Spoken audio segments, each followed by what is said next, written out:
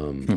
I was jarred by the new statistic that Brian Arrington told me, which is that 44 people take their lives a day, not 22. Yeah. And um, if I hadn't gone to Military Influencer Conference and met him, I wouldn't have known that. And by the way, 22 is atrocious, but 44 is outrageous. And I wanted to show you kind of a wacky thing right now. So I do a little show and tell during my event, during my show. So the show and tell is going to be kind of weird in that I've taken a picture of someone named Odell. His name is Randy Odell, and he's got a great smile. And I share that with you because if he has the same name and he has a great smile, he's someone I want to introduce you to. So I commit every single time that someone is on my show that I'll connect them to somebody that could change their life. Now, I don't know if he will, but I believe he will because he has the same last name and he's got a great smile. What I want, it could cause anyone to cry what the connection is that you guys have. And I just want to divert a little bit of the energy at this point because your fluffy poodle is here for you every minute. And He is. your fluffy poodle is at your side every minute if you want it to be. And he doesn't need this spotlight on him. Is it he or she? I'm sorry. He. Okay. He. And he is actually the epitome of what humans could actually be: patient, kind, loyal. This is how I explain it to military personnel and to the non-military personnel. I'll explain just a little more idea what was going on. My mother didn't, and she knew that something. She was kind of blaming it on my father a little bit growing up, because it was what I seen, and then I was visiting him on the weekends. So she did the best she can with her circumstances, and so did my father. But at the same time, they couldn't pinpoint anything because how I was getting brainwashed and groomed and the abuse over and over. And for all those listeners, like, wow, a male is coming out and saying this. Absolutely. Welcome to the Dr. Smiley Show. I am very excited about this show. We have rescheduled and postponed this so that we could go the distance. And I mean the distance from a standpoint, how well can you get to know somebody? And I think the way you get to know someone really well is, one, you ask great questions, but two, you allocate enough time to really allow them to respond and see where the conversation takes us. So Daniel is a very giving person. He has provided just numerous times that I've seen all the time you wish for him to actually make a difference in the world. And I asked him, would you be on my show for 2 hours? He goes, whatever you need. And so I just want to say thank you, Daniel, and to your fluffy poodle for being present for a show that's about honoring people that make a difference in the world. I want to say thank you for, meeting up and continuing to add value to the world, the work that we continue to do together. And, with you alone, it's impactful. So thank you for continuing this relationship and continuing adding our great conversations and telling our story to wonderful audiences all around the world. So thank you. Well, the premise of this show is that some people don't have hope, and some people are Mhm. depressed, some people are frustrated, some people are actually even angry, and some people are even suicidal. And you hear a show like this, and you don't know if you're saving lives, you don't know if you're moving people's lives, you don't know if you're causing people's lives, even. So, your show today is probably one of the most pinnacle shows I've done. I've done over 600 shows, and I say this to say, you have lived a life, and you're so vulnerable. And out of all the people I met at the Military Influencer Conference, I hope you take this as a compliment. You are the quirkiest, coolest, funnest person. That's awesome. So this is what I love to hear because growing up, I struggled so severely growing up, and then during my transition and all of these things that we're going to talk about today, I struggled so severely that I was not like this at one time. I really wasn't. I love to kind of be the center of attention, but my personality wasn't this loud and this wild, and I didn't have this much of a smile on. And then I just heard a couple things and experienced a couple things in life, such as this amazing service dog that helped me realize that life is honestly too short. it. So if I can get through my pain and my challenges, I know that each and every one of you guys, all the listeners can too, because you can't compare yours to mine and you can't compare pain to other people's pain because pain is pain and challenge is a challenge.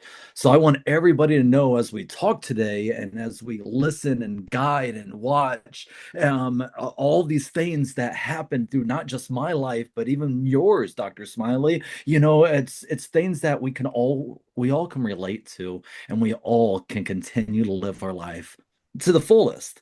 And that's why ultimately I'm so wild and have this great personality is because I just want everybody to know that you are not alone with what you're going through. And there's plenty of resources out there to help you along the way. And you've proclaimed that you have a great personality, and you do. But the point is, it's a choice. Mhm. And a great personality just means you love yourself and you love the world. And so you exhibit it all the time. So I want to address a couple of things. So first of all, that shirt must be stinky as heck, or you have more than one shirt, or you're always in the washroom. Because every time I've seen you with that shirt on, and here's what I'm gonna guess, that you bought a couple extra. Well, I think my closet is full of I truly believe at least 30 of these shirts, all different colors. Yeah. It's Motive Fate on my shirt for the listeners who are that do not have a visual right now. On my shirt right now is the words Motive Fate. You're like, well, you didn't say that right. Well, I kind of didn't. It's a play off motivate, because we love to motivate people all around the world, but it's spelled Motivate. Because what is your motive to get to your fate? And we just ultimately motivate people and help them understand their motive so they can get to where they ultimately want to be. Because just like you said, it's a choice. It's a choice each and every day to get up and be active, or get up and sit in your sorrows, or get up and not do anything about what you have been through and or are going through. And it's ultimately a choice. And I want to help you and help everybody all around the world understand what that is. So I'm going to either offend you or compliment you in the next minute, because I'm going to say something that I didn't get permission to say, but I'm going to do it out of love. And that's who I am. So Mhm. um, you said you're going to mail me a shirt, and then you said, let me mail you a shirt. And I want to wear the shirt in the event. And the reason I'm saying this to you in the audience is, how many of you are forgetful? I am. And so Daniel has said, you need to tell me and remind me when things are happening, because I actually have challenges with that. And I share that with you because, first of all, that you disclose it. Number two, you embrace it. Number three, you encourage others to support your success. And the fourth thing is, you're encouraging people to be vulnerable as well. And I want to say, I forget things all the time. The more you play big, the more you forget. The more you make promises, the more you disappoint. And you are the ultimate person of yes. And I am always trying to be like you, saying yes.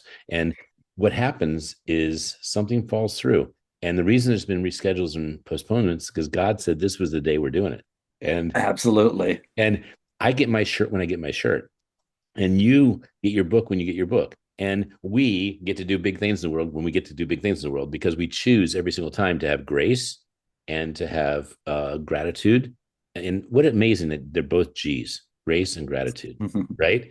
And Absolutely. then forgiveness. There's nothing to forgive, but there is grace. And if you choose grace, you say, am I the one to evaluate someone else's promise when I have made no promise? And no promise means I have nothing to be evaluated for. You are a promise maker at the highest level. And I'm excited to wear your shirt in pride, because what you have on front of your shirt Mhm. is something I completely can get behind. Absolutely. Well, it should have gotten there in time.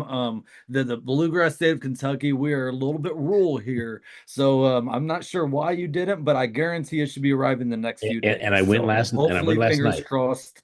And speaking about it, after this, here's a sneak peek. You see all these challenge coins behind me? I do. That's a military tradition that we do for great big things. And every single podcast that I get on, I give out my challenge coin. So you'll be receiving one of these very soon. That has on one side it says your story matters. And Yep. on the other side, it has my name, the Fluffy Poodle's name, and it says two souls, one mission. That is the most precious gift I could receive, because it's not just that your story matters, but your story could change someone else's life, which is the publishing part of it. And, Absolutely. I brought this up for three reasons. One is to say, one, how wonderful you are. You make promises. And you said, yeah, it's in the mail. And I didn't get it. And I went last night and I know it's in the mail, but that's not the issue. The issue is I wanted to wear it today. I wanted to wear it with I you. know. Like two wonderful people wearing a big shirt. I mean, the fluffy poodle could have thrown on his too. Oh, like it Does the could have been fluffy a. poodle have one? Oh, so right now it's actually in the wash because we had an event yesterday. But yeah, it was a sporting event, and Yeah. let's just say those bleachers were not the cleanest. So, but it's in the wash, and Well, Perfect I just Publishing is eager to sponsor two or three more uniforms so that he can be ready every day. oh, that would be awesome, wouldn't And, that, and by the way, Fluffy? you want to hear what I'm talking about here? I'm talking Yes, about sir. he's getting the shirt, but he's being sponsored with some logos that basically say, "We love Fluffy Poodle, but we love what he does for you and what he does for the world." Amen. You know, and I love partnerships like that. The fluffy poodle even loves them more because it's ultimately he's the shining star. He's the one who helped me become the man who I am today and realize that life is too short. And he helped veterans like myself get out of isolation, understand their disabilities, and ultimately tell their story. And that's what we do now. So if any great partnerships like this, you know we're going to jump on board, and especially with you, Dr. Smiley. Well, I'd like to tell the short story and I'd like to expand it massively. So, the Yes. short story is I went to the military influencer conference because of Daniel Faust saying you should go there. It's where it's where your tribe is. And I went there in 23 in Vegas, I believe it was. Yeah, Vegas. Then I didn't make it to 24, and then I made it to 25. And when I walked past you, there's an energy magnetic aspect to what you're doing, because when you are massively positive or massively negative, you are causing energy flux, and you are obviously the positive side of it. And when it's negative, you have to run. You have to leave because it's not good for you. But you were so loving and pleasant. I went over to you and I said, I'd like to get you to hold a smile card. I'd like to honor you. And I gave you a card and you said, absolutely. And you held it up. And we did maybe 5 shots where Fluffy Poodle was present. Well, he's always present, but when he was looking at the camera. And it was just a gorgeous shot. And I'm going to find that later in the show to share. But then a week later, I see you on the Today Show. And I'm like, I mean, I'm not going to curse because I don't curse in the show. We've had two people curse and it's been fine. But I said, holy heck, I know him. Hmm. I know him. And I'm pointing at the screen. And I'm digging at my phone. I'm saying, I got to find him. I just met him last week. I got to talk to him. I got to say congratulations. And all I wanted to say was congratulations. And I finally find you. I call you and you said, yeah, man, that was awesome. And I said, I loved when your friend got out of the car, what that showed. And you said, yeah, he saved my life. And Hmm.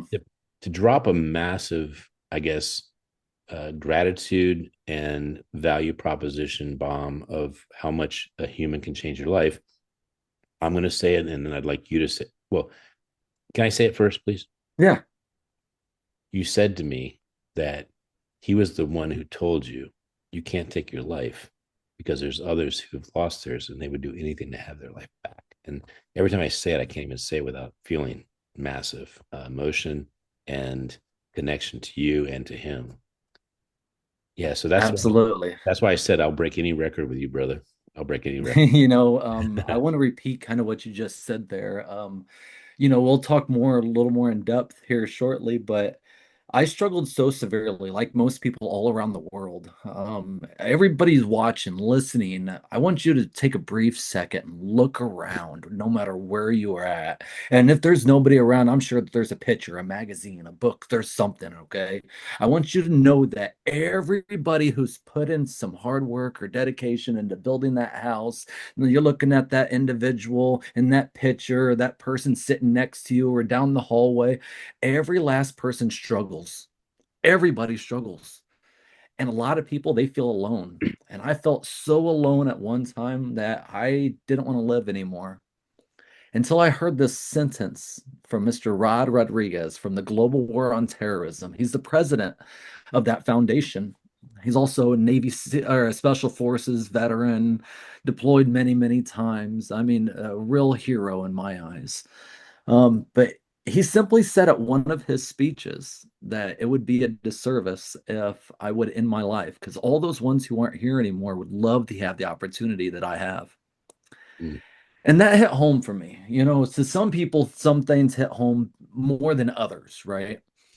But for me, that sentence alone, the last time when I stepped up onto that ladder with the rope in my hand, tying it to a tree, making that noose as perfect as I could, I reminded myself of that sentence that Rod said. And Rod, that sentence constantly goes over and over in my head. And when I say it like that, Rod, it's just constantly plays in my head. Think about it. The ones who aren't here anymore would love the opportunity that we have. They really would. Every last service member, soldier, veteran,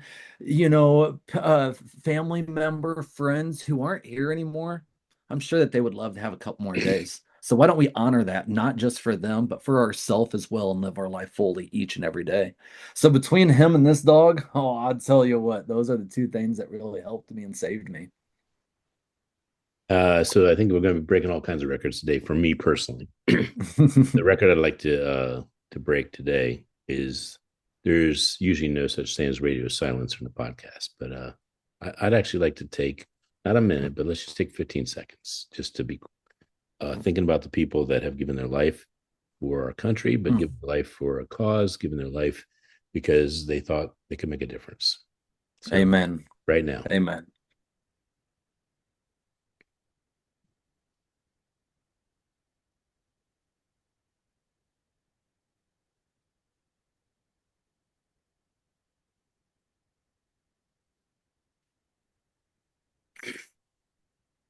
thank you. Yeah, I'm glad that you did something like that because, a lot of people around the world, they truly feel like they're alone. And there's not people that would just take a couple moments of their day to just remember them and think about them. So I applaud you for doing that. And I encourage everybody to, maybe go to a class to help an individual, knock on a door, or pick up the phone, just ask somebody how they are doing. Hmm. Those simple words, how are you doing today? And that's a general public. And if it's a military person, it's a more emphatic request that you ask how they're doing, but more importantly, thank you. Um, I was jarred by the new statistic that Brian Arrington told me, which is that 44 people take their lives a day, not 22. Yeah. And if I hadn't gone to military influencer conference and met him, I wouldn't have known that. And by the way, 22 is atrocious, but 44 is outrageous. And I wanted to show you kind of a wacky thing right now. So I do a little show and tell during my event, during my show. So the show and tell is going to be kind of weird in that I've taken a picture of someone named Odell. His name is Randy Odell, and he's got a great smile. And I share that with you because if he has the same name and he has a great smile, he's someone I want to introduce you to. So I commit every single time that someone is on my show that I'll connect them to somebody that could change their life. Now, I don't know if he will, but I believe he will because he has the same last name and he's got a great smile. What I want to show you, which was a surprise to me this morning, only this morning, and I'm talking an hour ago, is that I have your photo and I didn't know I did. Do you know why I didn't know I had this photo? How's that? I didn't take it. This Then is this is another person. This is a photographer in Atlanta. And he took your photo and he sent me your name. And I didn't that's know this. awesome. By the way, I didn't know this until this morning. I cannot be clear enough about this. If we had done this show last week, I wouldn't have known it. If we did the show 3 weeks ago, obviously, definitely wouldn't have known it. But this is the photo I took of you that caused me to say, okay, quirky is the biggest word I can tell you. I mean, phenomenally. And by the way, I love being a nerd. I love being quirky. I love being unpredictable because that is what causes people to not only pay attention to you, but more importantly, that you're being yourself, you're being free in love, right? Oh yeah. So this is the photo I took of you. that I'm so excited about. No, I remember this one standing up. Yeah. Literally, it was in the hallway of going. I think we were going to lunch or breakfast. I think it was lunch, but it was in that It was long lunch. hallway. And Yes. you just stopped me real quick, and I just was like, "Yes, smiling. Oh, I'm all about it." So I'm glad that you brought up this picture because I remember this clear as day. The other picture I slightly remember, but this is the one where I was like, oh, I'm going all in with this smile. Well, I want to commend the person who did this the first time because they didn't know anything about my movement. I just said, "Hey, can you take a picture with people holding a smile card?" And he said, "I'd be happy to." He was a veteran. He was a veteran. He was a photographer, and he went out on his own dime, his own time, and he made this card that was this. I mean, it's not the same card, but he did it because he believed in what I was doing, and I believe in what you're doing. And that's the point, is that that was a pleasant surprise today to open up and I search your name and I see another person's photo of you and I go, Mm. I don't remember taking that. And I go, oh, because I didn't. That is awesome. Isn't that crazy? How one slight connection, Mm-hmm. and to some people it may be slight, and to others it'd be huge, right? So, for example, the sentence that Rod said to me changed my life. Now, that same sentence may not change others, but you know how you just a simple conversation about, it's hey, we can just take some pictures, holding a card, smiling, and then, but it's more than just that. Just like the sentence that I heard was more than just that. So the impact that individuals make around the world is tremendous. Well, to give you a little bit of kudos that you don't necessarily need or that you kind of already know is when I go to an event, there can be 40,000 people there. There can be 4,000 people there. There can be 400 people there. There can be 400 million people there. I pick 100. That's it. Mhm. And the reason why is because I can focus on those 100 in that time span. I Yeah, can't get intimate with anyone else. And that intimacy is only a minute, by the way, but it's a very focused and intentional. So when I see your energy, if I'm not 100% in your energy, you can't feel that I get you.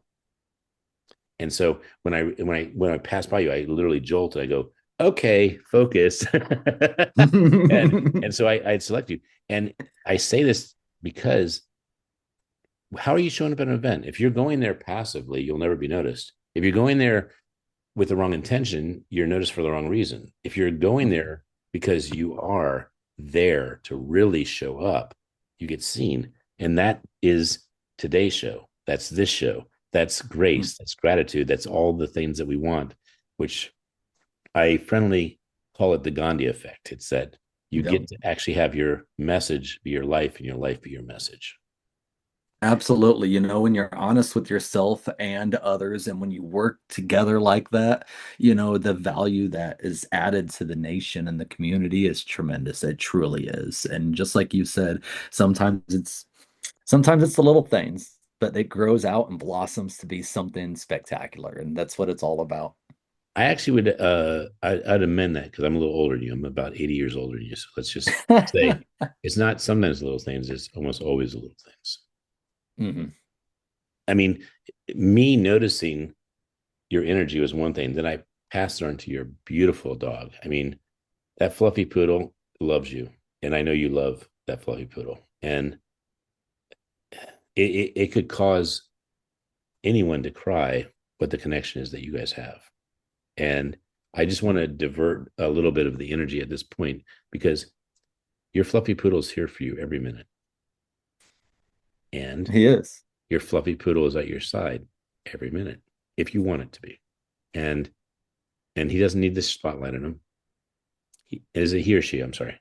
He, Okay. he, And he is actually the epitome of what humans could actually be: patient, kind, loyal.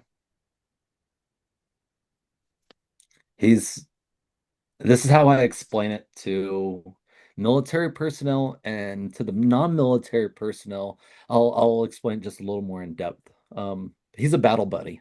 For the Mm-hmm. ones who do not know what a battle buddy is in the military, no matter who you were, what rank you were, or what job you did, anything, you always did it with somebody. You never did anything alone. You always had somebody close by or within a very close distance by. When you get out the military, you don't have that battle buddy anymore. And he became my battle buddy. He literally goes everywhere with me, to the stores, to the gas stations, going out hunting, fishing, to the beaches, to climbing a mountain, to going in a helicopter, to jumping off a helicopter. This dog has literally done it all, to being on national TV, to being on big stages, small stages. We go to nursing homes. Last week, we were just at a local elementary school. So we're constantly everywhere. Um, and he's constantly Well, helping me, well, well. you know. Though how he helps me is it's more than most know. You see, disabled veterans like myself, yeah, we know how service dogs help with physical disabilities. Yes, my dog can pick up pens and paper and get pick up my phone and my shoes and my sunglasses, my hat. He can pick up anything I ask him to because my neck is replaced and my arms do not work properly. But what really is the kicker is, when we were talking about that suicidal ideation and veterans being in isolation and not getting out to the community more and how to deal with PTSD and so on. Well, he's that battle buddy. He's that one who gets that veteran out of isolation by going to the store and buying food. See, it's more than just buying food for a veteran. It's you're going to the store, and while you're walking in the store, you're getting out of isolation. You're having to deal with the drive, having to deal with being in the store, and then somebody's going to come up to you and try to communicate. And when you're communicating with an individual, you're starting to become more involved in the community.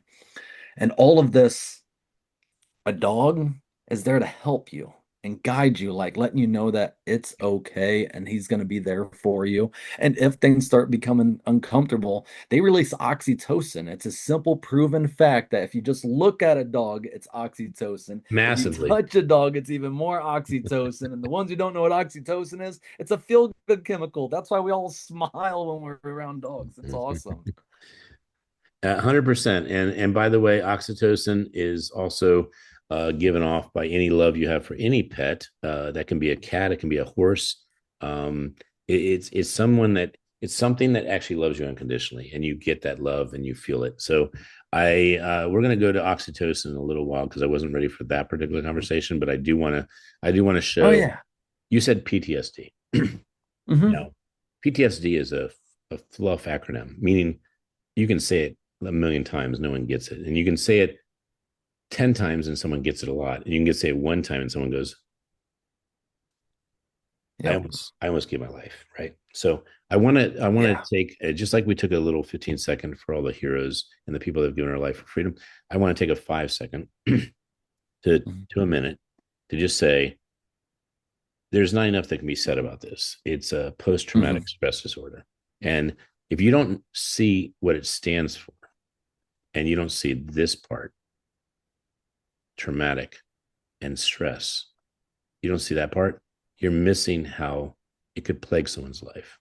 And you're missing this particular diagram here, which I just want to show you all the things that are going on in someone's head and all the things that have happened that could cause someone not to be present, not to feel alive, not to feel joy. And you can look it up yourself, but I'm taking a little minute just to say this is what you can be dealing with. And PTSD comes in all shapes, sizes, different 100%. moods, everything. It's a constant reminder of an event, and that event, that traumatic event, and he's already knowing I know. I because see I'm that. trying to. I know. I see that. I see that. uh, And can I so interject real quick? it's Can I interject one thing real quick? yeah, go You ahead. said you said that when you have bad dreams, he wakes you up, and that's what just happened. He got up for you. So go ahead. Sorry about that interruption. Oh no, it's no worries. So if I start getting anxious, so going back to post-traumatic stress, or any not any type, but just post-traumatic stress in general, Yes, the individual's been through a traumatic event of some sort, shape, or of anything. And um it's kind of like a replay of it. Now there's some times where it replays and you're just fine. We're smiling and we can just go on about life. And then there's other days where we're shaking, we're scared, we can't live, we can't eat, we can't breathe, we're hyperventilating, we're having headaches, we oversleep. Like it's so much stuff. It's hard to describe, Mm-hmm. except on each individual is different. You can't compare your PTSD symptoms to somebody else's. Now they're somewhat common, but how we all react to our traumatic event may be different. Some may be more severe than others, and then there's others where if I just simply start shaking, he jumps up quick and was like, "Hey, calm down, redirect, and it's okay." Got you. That's why I love him too. That's the way he's saying I got you, right? Let me lay down. And then So, there goes my picture. well, I want to So talk about what? those I want to talk about those pictures in a second, but I want to acknowledge, how did you find a poodle that had green hair on the top? I mean, that's insane that you were able to find one that was biologically green on the top. I get asked this question all the time, and I simply tell them they're born like that. The parents have like a rainbow top knot, and so the litter comes out, Roy G. Biv, red, green, blue, indigo, and violets. So So the to poor be blue one, the honest, blue one went to the Navy vet, of course, and yes, blue went to the Navy, the Marines got, whichever crayon color was left in the box, and I can go on for days. But honestly, a great segue is when I got him, I to get real service dogs, or not real service dogs, to get service dogs in general, majority of the time they'll train a couple for that individual. Well, that first one came running out, and that dog was just way too wild for me and actually increased my PTSD. wow, For example, when that dog came out, it did great for my disabilities. It did everything that it needed to, but the temperament was a little too spicy for me. yeah, So I felt anxious and my anxiety just started to kick in. And it was there nudging me and everything, but I just didn't feel that calmness. mm, So that one goes away. The next one comes running out, and it was similar to that dog, but it just didn't do the disabilities perfectly. And I'm already getting frustrated at this moment. And then the next thing you know, the guy looks at me and he goes, "I'm not sure if you'll like this dog." And immediately this poodle comes running out, a white big old fluff ball. And I'm like, no, hard no. Immediately, this is not a manly dog for a veteran. I mean, come on now. So he did everything perfectly. He sat down next to my side, looked up at me. I tested him. I walked away. He did everything perfectly. And then he came back down, sat by my side again. I looked down, was like, we got to put a hat on you. So everybody knows I always wear my army hat, right? right. So Well, I because took that's off who my are. army hat. What was that? That's who are. Oh yeah. So I took off my army hat that day and I put it on my dog and it kept falling off, Yeah. right? And I go, how can we make this not fall off? So I started searching the internet and searching the internet. Next thing you know, dog hair dye popped up, specifically only made for dogs, no other animal, and it's Wow, safe and all of that stuff. And so I put an army green hat on him. So put it right on top. I that's love it. awesome. And he is the best disposition I've ever seen of a dog ever. Period. He is You he's know, he's 100% love and patience. there's you can see on all of our social media channel, the fluffy poodle, those Yeah, three words, yeah, how there's some days where he can relax like this. And if I come out and say, hey, let's go hunting or let's go, a hike up a mountain or go to the beach, he's right there trotting along, going over to the military influencer conference. Recently we were in Washington, D.C., meeting with plenty of representatives, senators. We ended up inside the Pentagon. Literally, there's, like I said, some days he's relaxing, some days we're in a big, huge magazine. I mean, we're literally everywhere. And I think he or loves the it. And he Today has that Show. really good temperament. Yeah, he does. You know, since I live in Washington D.C., as your future publisher, which I'm announcing that I am begging you, Okay. That I want, because you're the right message. You're the person who deserves all the social proof and the acceleration of what it is to have impact in the world. I do want to show people very quickly the social channel. It is this wonderful YouTube channel. That's us right there. You can see us even down there at the Military Influencer I can see it. Conference. Yes, I can. And the thing to point out is this is not an easy number to achieve. It's almost 7,000 and certainly a lot of content.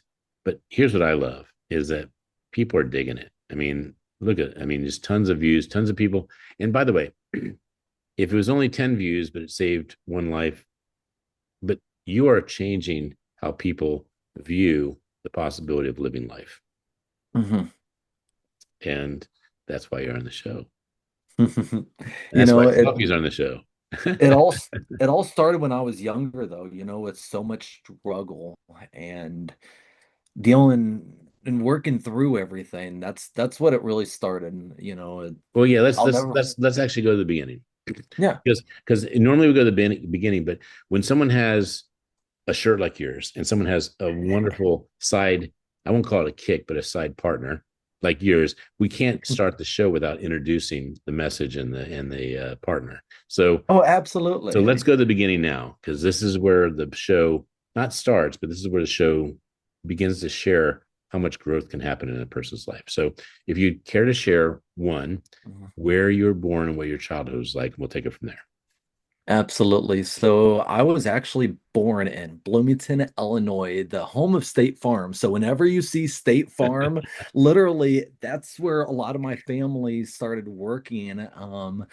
Uh, Back when it was very small, not as big as what it is now. So it's the exact middle of Illinois. I grew up very, very poor though. Very challenged childhood growing up. You see, I was in subsidized housing at the Wood Hill Towers, not the actual towers in Bloomington, Illinois, but the apartments next to it. Shootings happened a lot there, and it was not the best area either. My father, he was a drug addict and alcoholic and wasn't really there for me growing up. My mother divorced him when I was at a very young age, and then she remarried. And that's when life started to get a little bit better. When I say it started to get a little bit better, I transitioned out of subsidized housing and actually to a real house. And, I would say a middle class family, but that wasn't a normal middle class family. You see, I was getting sexually abused for multiple years as a child, from roughly, I'd say about 8, 9 years old until about 13, multiple times. And I acted out severely, so severely, because I didn't know how to handle what I was going through. So I was acting out, not showing up, hitting my brothers and sisters, screaming, being depressed. My mother tried counseling. My mom tried everything that she could, She had no not idea. knowing. What She had was no. that again? She had no idea. She had no idea what was going on. My mother didn't, and she knew that something. She was kind of blaming it on my father a little bit growing up, because it was, what I seen, and then I was visiting him on the weekends. So she did the best she can with her circumstances, and so did my father. But at the same time, they couldn't pinpoint anything because how I was getting brainwashed and groomed and the abuse over and over. And for all those listeners, like, wow, a male is coming out and saying this. Absolutely, males get abused all the time, and not a lot of them come forward with it. And I tell my story to let others know that they're not alone. And I understand literally and deal with the PTSD from that as well. Of I can literally tell you the smell, the how the room exactly was, the pictures every single time in extreme detail. That's what PTSD is. I learned how to cope with my symptoms a lot better than I ever have. But for the longest time, I couldn't sleep certain ways. I couldn't sleep in certain types of rooms. I couldn't. There was a lot of hindrance growing on in my life growing up.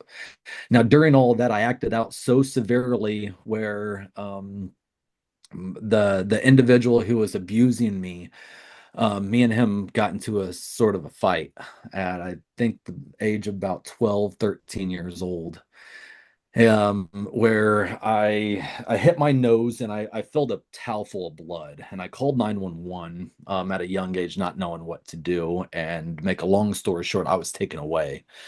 And I bounced around through group homes and foster homes, and I ended up in a shelter at one time as well. Through all that, I Where was your mind right there? where was my mind at during all of that? Yeah, because that's a question that goes into the You know, psyche of the miracle of who you are now. I felt alone for the longest time. I felt like my family wasn't actually there for me, because why would my family put me in a situation for me to get abused? And then why would they take me away when I'm not the one who's having the problem? I need Right. the one who's getting the help. But as a young child, I didn't understand that it wasn't their fault. And it wasn't like they were really trying to do the best they could, but they couldn't pinpoint everything.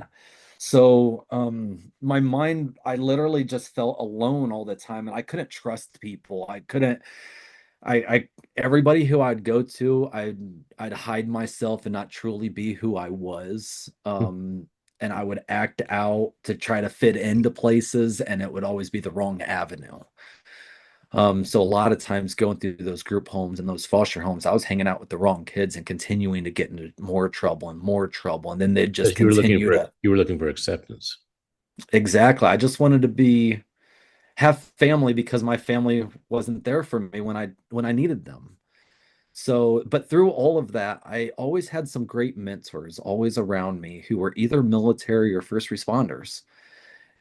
Even though I never listened to them, I never once listened to them until until later on. We'll get there, but all those good people who always did right for me were either in the military or a first responder of some sort. Um, You so want to hear my I guess? thank them to this You, day. you want to hear my guess right now? Huh. Is a large proportion of them, just only a guess. Like I said, I started with a guess. Understand what trauma is. Amen.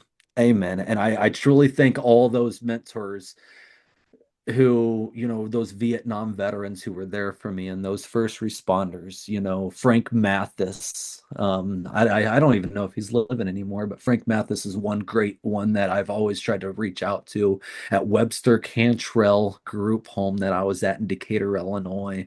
He was always there. And then another one who would always come, and I could go on for days upon days from great people. My grandfather, who, a very famous cop as well. And but they were always there for me and tried to lead me in the right direction, even though I didn't follow through with what they said and was trying to dibble dabble on my own.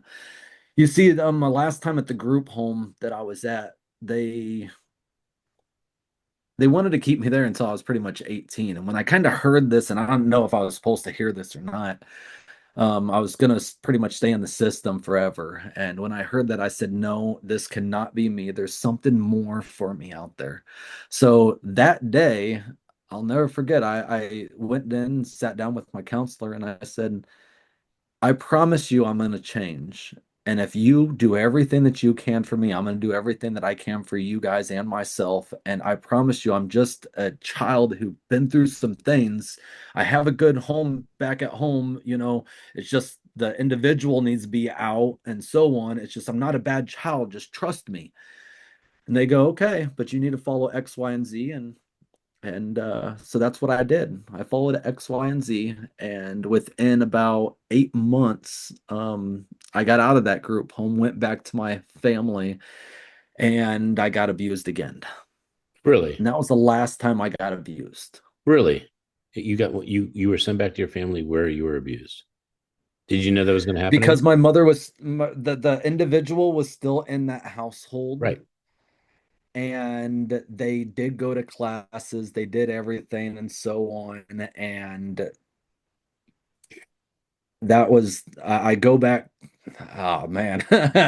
So I go back to that house, and it was about a month in after I got there, and the abuse happened the last time. And that's when, luckily for the grace of God, through all of that I just explained, from 8 years old until about 12, 13, 14, um, I'd say around 13, 14, uh, uh, I didn't have contact with my biological father.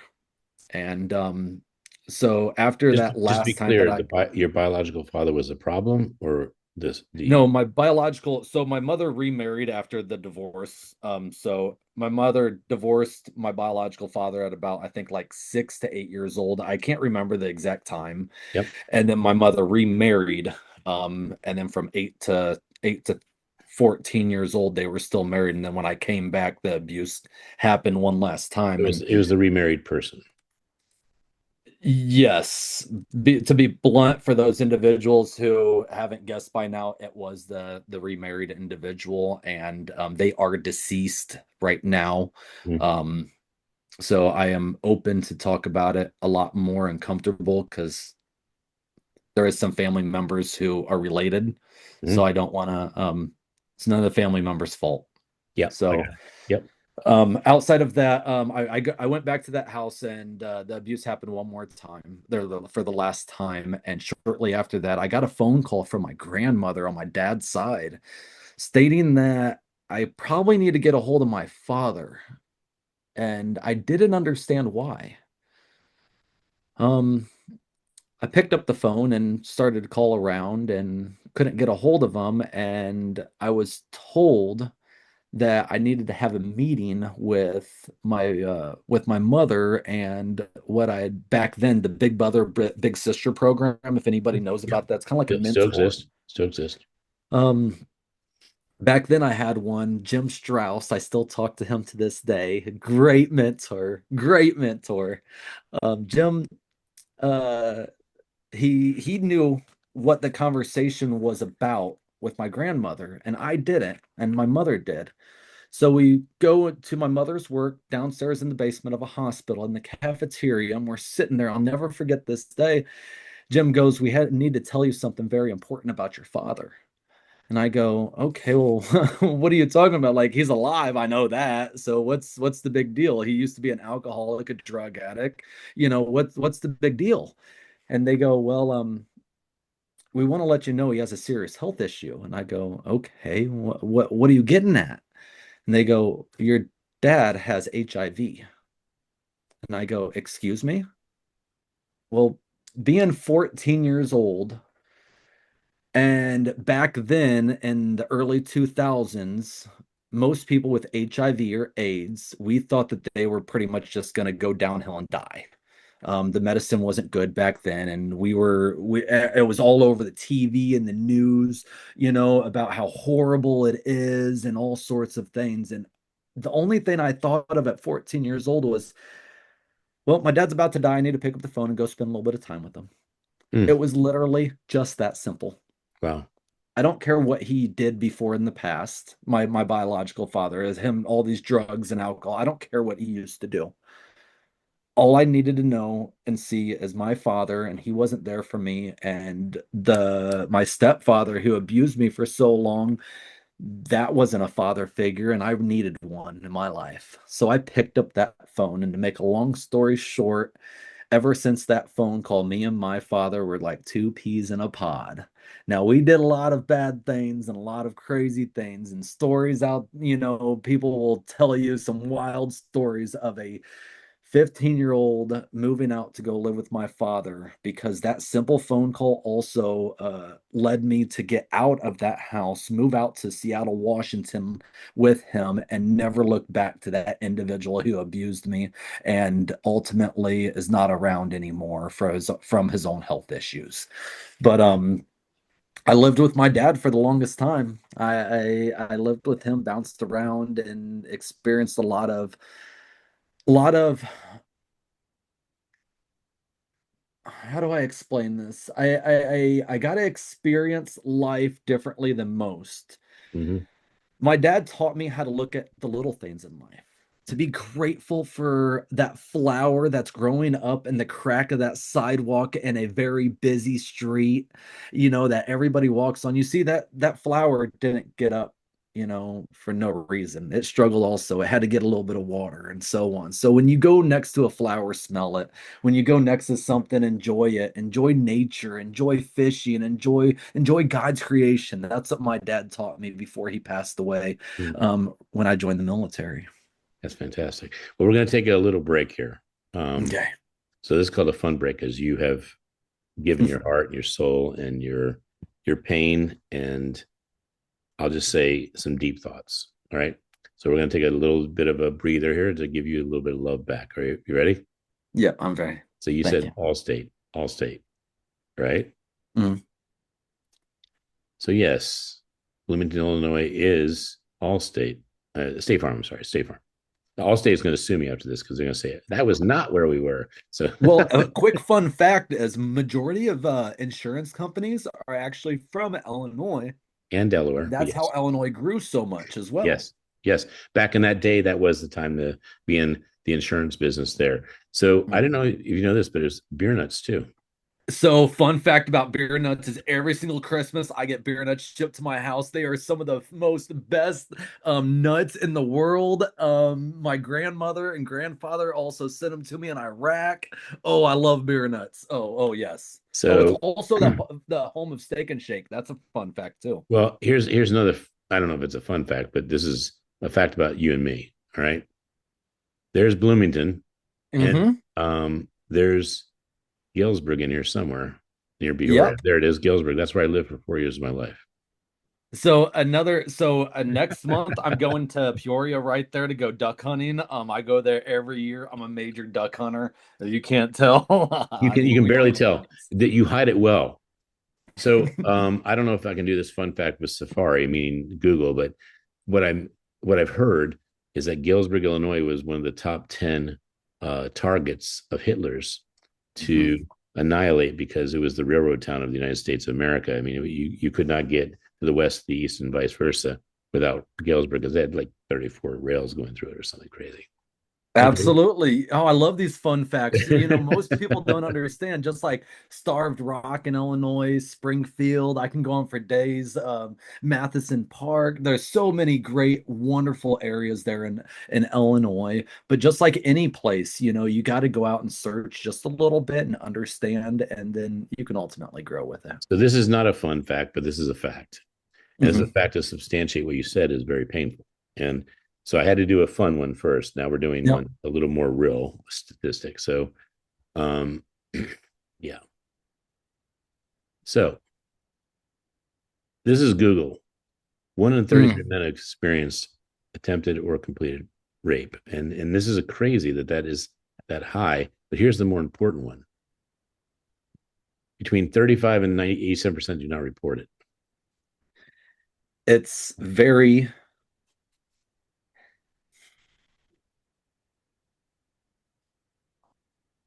it's kind of like taboo for some people. Yeah, I don't understand why. For the longest time I didn't want to talk about it because I when I did talk about it, it's like, oh, well, you're not normal. Or it's I'm gonna feel sorry for you, and I don't want you to feel sorry for me, and I am normal, and what is actual normal in the first right. Exactly. place? What is normal, You right? know, but there's no difference in me just because of something happened to me. It's just like a lot of us veterans when we go to war, yeah, we don't come back the same, No way. but we're still human and we should still treat everybody the same. So I went through something, and I think that whenever I asked for help, it wasn't there. It's like, can you explain it in more like why didn't you do something? You're a man. Well, like I was a child, I couldn't do anything. It's like if you understand the extremes, and if I went into detail, you'd be like, oh, I understand why you couldn't do anything. Um, Well, hence the Boy Scouts. yeah. I mean, the Boy Scouts had a rampant issue and they went bankrupt because of it.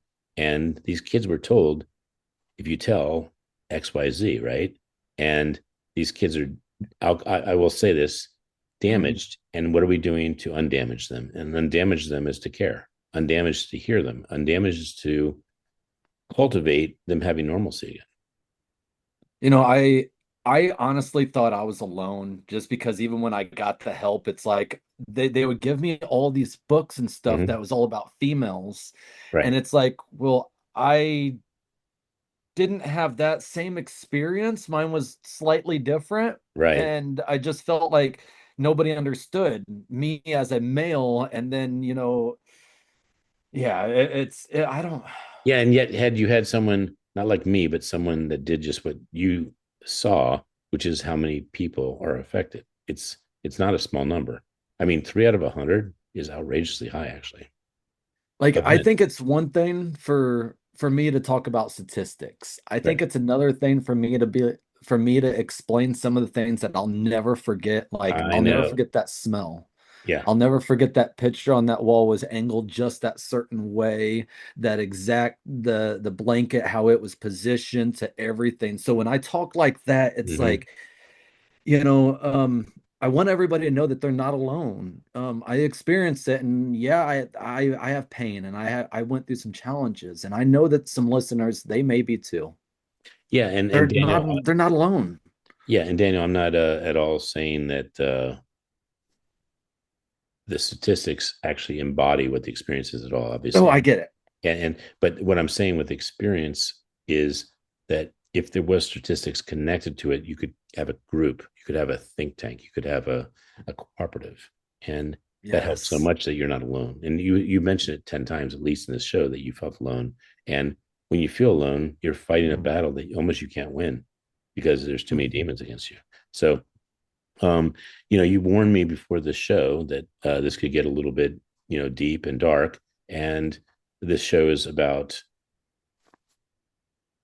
the gap, the gap of Yeah. how much you can be pushed down and lose, or how much you want to get back and actually triumph. And the way you start the show is the way who you really are. But the truth is that you had to fight some demons and you had to overcome some battles, and you have had more than your share. And so I want to acknowledge you for being, you said I'm an open book, and I just, I love you for that. But I also want to be the biggest champion for you, because that's what everyone needs, is to be an open book. Because regardless of being bullied for only one day and having your face shoved in dog crap, that's that person's deal that they have to overcome. And it's just a different deal. Absolutely, and I love the whole triumph that you said, and I think that's a good segue into, through all the things that I went through as a child, all of that abuse, bouncing from school to school, foster home, group homes, shelters, all of this, I ended up not getting a not I didn't up I excuse me, I ended up not getting a high school diploma. I got a GED, and I thought that I was kind of lost until one of my buddies came. I was staying at his apartment. We rented an apartment together. And one of my buddies, he came home, and I didn't even know he joined the military. He just came home during Christmas, and he goes, "Hey guys," in a uniform, he goes, "Hey guys, what's going on?" And I'm like, "Where have you been?" He was like, "I went to boot camp and now I'm home for Christmas leave." And I Right. go, "Really?" He goes, you've always talked about it. You always talked about those mentors who, guided you throughout all your challenges. He goes, you ever thought about joining? And I looked right at him. I was like, really? His name was Adam. And I go, Adam, Is he still I around? think you're right. What's that? Is Adam still around? Adam's still around. He actually lives in Bloomington, Illinois. You Yep. can give The you can give a family and full everything. you can give a full shout out if you wish. Oh, I actually I don't remember his last name, to be Okay. honest, right now. Well, we're gonna Um, find out, Adam. We're gonna give him a big hug. Oh, absolutely. So Adam, he came home and I looked right at him and was like, "You're right." And I'll never forget. This is exactly how fast it went, everybody. This all happened in 2006. So in 2006, December 20th, we were at that apartment, and he told me that. I Really? looked at him and I said, "I'm serious. I'm going to do it." December 25th, I show up at my family's house. all of them from State Farm, living middle class, doing really good. And I show up and they're all laughing and looking at me because I don't have any presents in my hands. And they're the type of individuals who you don't show up to any event empty-handed. That's just the type of dynamic that they are. So I show up without anything, and I keep hearing these little side comments here and there. It's like, yeah, here goes Daniel, probably gonna end up in jail, prison, or a drug addict, or he's never gonna become anything. And I'm deep down inside, I have the biggest present for them that day. Really? So we're all passing out presents and everything Christmas morning 2006, and it gets to me and they go, Daniel, where's your presents? And I stood up in front of everybody and I go, ladies and gentlemen, boys and girls, everybody, I'm joining the United States Army. And they looked at me and go, and that's the present, and started laughing, giggling, making side comments, and then everything goes back to all about opening up everybody's presence. And I felt demoralized at that moment. Now, to some individuals and family members, it may have not have been that dramatic. To me, it was. To me, that's exactly how it happened. Now, I'll never forget my grandma and grandfather and my mother's face during that time. Their face was like, I hope he's not serious, and then they kind of like veered back because I had a rough childhood. You have to understand what I was going through and what I've been through and how they viewed me and saw me, and I didn't even have a high school diploma and so on. And how is it that, just within a couple days I wanted to join the army? Like, come on, this isn't realistic. So I got where they were coming from. But then those other family members who just continued to make smart comments, it really, it really shaped our relationship to this day. To make In a what long way? In story what way? In short, what way? In what way? Of I don't communicate with them that much because of, of course. I get that. I just want to make sure that was yeah. clear. And then here's the Uh, part I want to go deep in. Not deep, but just for a minute. When you shared that, you were oblivious that that would be the reaction. Obviously, you wouldn't share it to be made fun of. But mhm. can you share in your mind how you thought they would embrace or how you thought that would be received, please?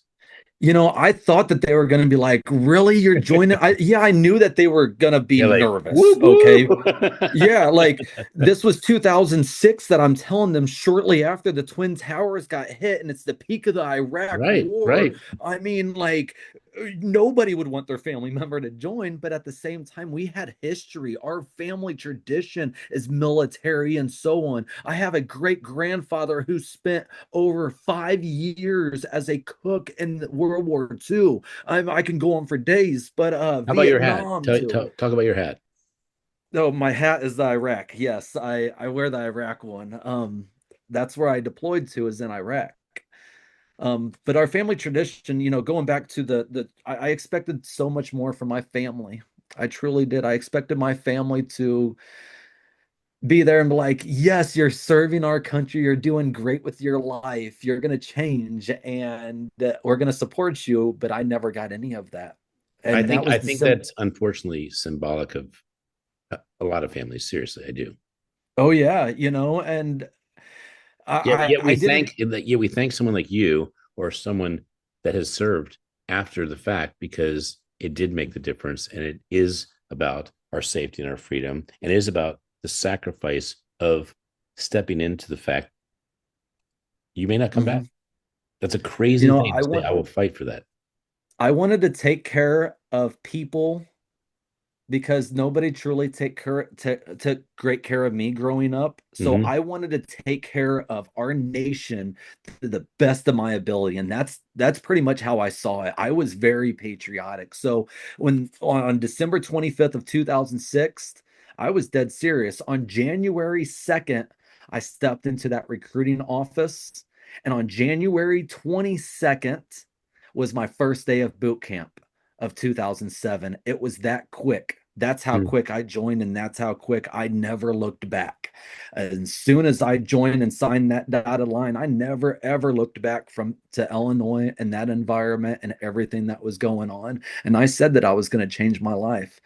And I thought that that was going to be my lifelong career. I truly did. I thought it was going to be like my forever, go in for 20, 30, 40 years and retire out the military doing what I love. But that was not the case. That was not the case at all. Can we take a Mm. little break? Oh no, we can keep going. We can keep No, no, no. going. This is a break for you. This is a break for you. Oh It's a no, break. I'm good. No, it's a break for actually it's a break for Fluffy. Can we do a break for Fluffy? So no, he's good. No, to be honest, I was Well, just no, being I want to dramatic share a there. fact about Fluffy. Oh, so go ahead. So whenever I say a break, I'm not necessarily saying we're closing down the show. I'm saying that we're acknowledging something that is a diversion and a compliment to what you just said. Cool. Oh, okay. I So understand now. so yeah, so a break is you exhausted a point so unbelievably well that I just want to give you a second to get that drink, all right, and Mhm. say, thirst is good, and now vocal is happy. So here we go. Number one is difficult to determine the exact percentage of veterans who use service dogs, but it's somewhere around 8.25%. And Mhm. what's scary is that only about 1% of veterans who need a dog actually receive one due to the cost of training and time. So that's pretty crazy, right? And then Oh yeah. the second part of it is this shot. This is one of my favorite pictures of the event about Smileathon. So you were in the International Smileathon and you actually closed out the show. And Absolutely. it was Talking so about service dogs. it was so appropriate. And my son was so excited to see that.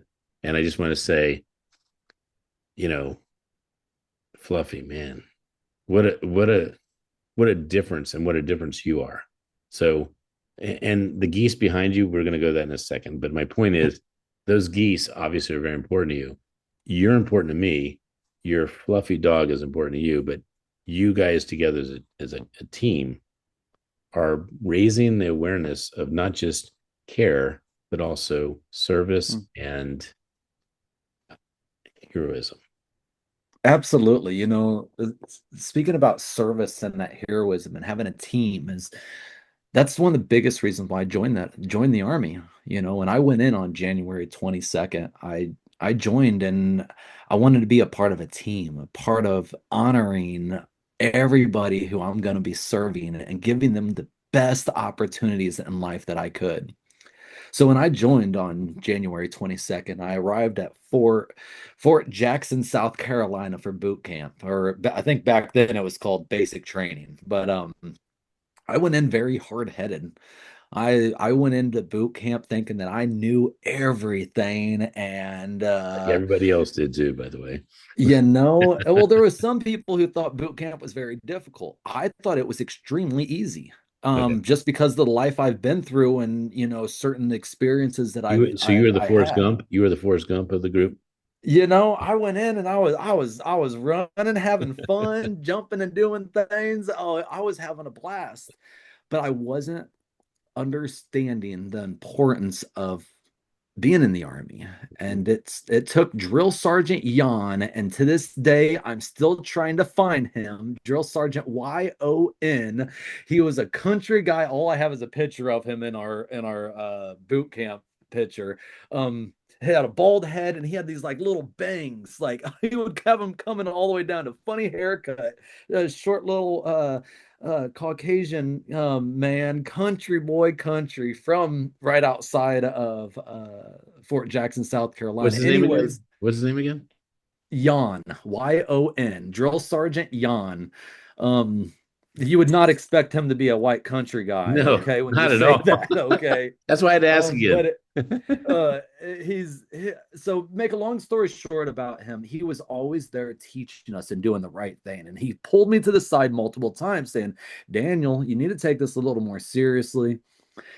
Until one day I really messed up.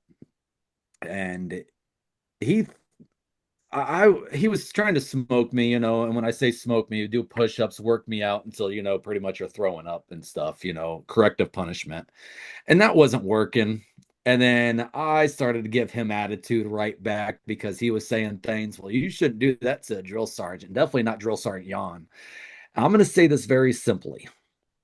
Me and him had a conversation out back. And I came back from that conversation and I thank him to this day for helping me be the man who I am today. From that little conversation on what happened back there, he helped me realize that this is serious and I'm not the big bad person who I thought I was and everything. I need to be a little more humble. And there's a lot of great mentors who are going to mold me to the person who I'm going to become. So it was ever since that moment that I took it a lot more serious. Mm. So I took it very serious and, became became one of the best soldiers in the company. And then I moved on to Fort Lee, Virginia, where I learned how to be a food service specialist, going back to my great grandfather, being a cook in the Army. So was I. I was a cook. I called a food service specialist at 92 Golf. We call it 92 Get Down because we can get down in the kitchen. This is where I also learned how to boost the morale of soldiers, not just with food, but with talking and interacting with them, and ultimately, you know, giving them everything that they need to continue a mission, but not just continue a mission. When they come back from a mission, I have to boost the morale from whatever they've seen and they experienced. I have to make them become the best of the best again because it's not just food. I'm their counselor. I'm their everything. When they come through and they sit down for those 5 minutes, 10 minutes, 30 minutes, an hour, however long during chow, that's your time to relax, regroup, and get ready for the mission ahead. And that's where I learned to be the best of the best. Now, out of all those places that I went to in the Army and learned how to be a cook, my first duty station was Fort Drum, New York. I went there and it was very difficult at Fort Drum, New York. But why? Um, what was that again? Why was it difficult? Being a young soldier, going there and getting ready to deploy, How young? we were very short staffed. I worked every single day for a How year old were you then? straight. How old were you I then? was I was 18 years old, Wow. straight out of boot camp in AIT, going to all the way upstate New York next to Canada. I mean, it snows feet there, not inches. I literally was driving an F-150 truck, and in the back of my truck, I had a four-wheeler, and I was essential personnel back then. Being a cook, people have to eat no matter what on base. So no matter where you lived, you had to be on time at work. No ifs, ands, and buts. There was times where my truck would be stuck in a ditch. I just pull a four-wheeler back and driving a four-wheeler on Fort Drum, New York, getting to work, and then Can I shoveling make a me snow. modification to your shirt real quick? What's that? At that time of your life, you were motive eight, like you eating. Oh yeah, we were eating it up. That's for sure. But during that time at Fort Drum, before I deployed to Iraq for about a year and a half straight, we literally worked every single day from about 4:30 in the morning until about 8 o'clock at night. Maybe one day off a month, if that, because on the 4-day weekends we'd only get one day because we had to close down the kitchen, clean the kitchen, one day off, and then prepare for the next day. It was very difficult, but it also helped me have a very good work ethic and also prepare for Iraq. And that's where I ultimately, shortly after arriving to Fort Drum, about a year and a half in, I deployed to Iraq. I went to Cobb Spiker, Iraq, a little bit north of Baghdad. I was aviation at the time where my whole company never had to leave the wire. So my company was a General Support Aviation Brigade, where we supported everybody in aviation. So we cooked, we loaded up Humvees, we had mechanics, we had flight mechanics, fuelers, we had all of these things in my company, but none of my company actually had to leave the wire to go on missions. All of our missions were inside of a safe base, what I call safe. Yes, we were still in a war zone, we had mortars and all that, but it was we never had to actually go outside the wire and do combat missions. So we had a little bit of downtime every now and then. And on my downtime, I said I needed to do more and understand what these soldiers are actually experiencing so I can boost their morale a little bit more. So I went over to another company, knocked on their door, and begged them to go on missions outside the wire. Now, what most people don't know is me being a cook and a general support aviation brigade, I was never supposed to leave the wire. I was never supposed to go on any missions. I was never supposed to do anything in the first place, except make sure that food was available. Now, we didn't eat hot food. I literally had to transport food miles away, and we had leftover food in a warmer container that was hours old every single day for a year. So like the food was not even the best. But going back to me going on missions, I with feeding them this leftover food and not good food, I wanted to know how they feel and how to boost their morale even more of what they experience. So I begged to go on missions, and I ultimately went on some missions all around Iraq, flying to southern Baghdad all the way up to northern Iraq next to Turkey. No kidding. um I also, this still bothers me a little bit.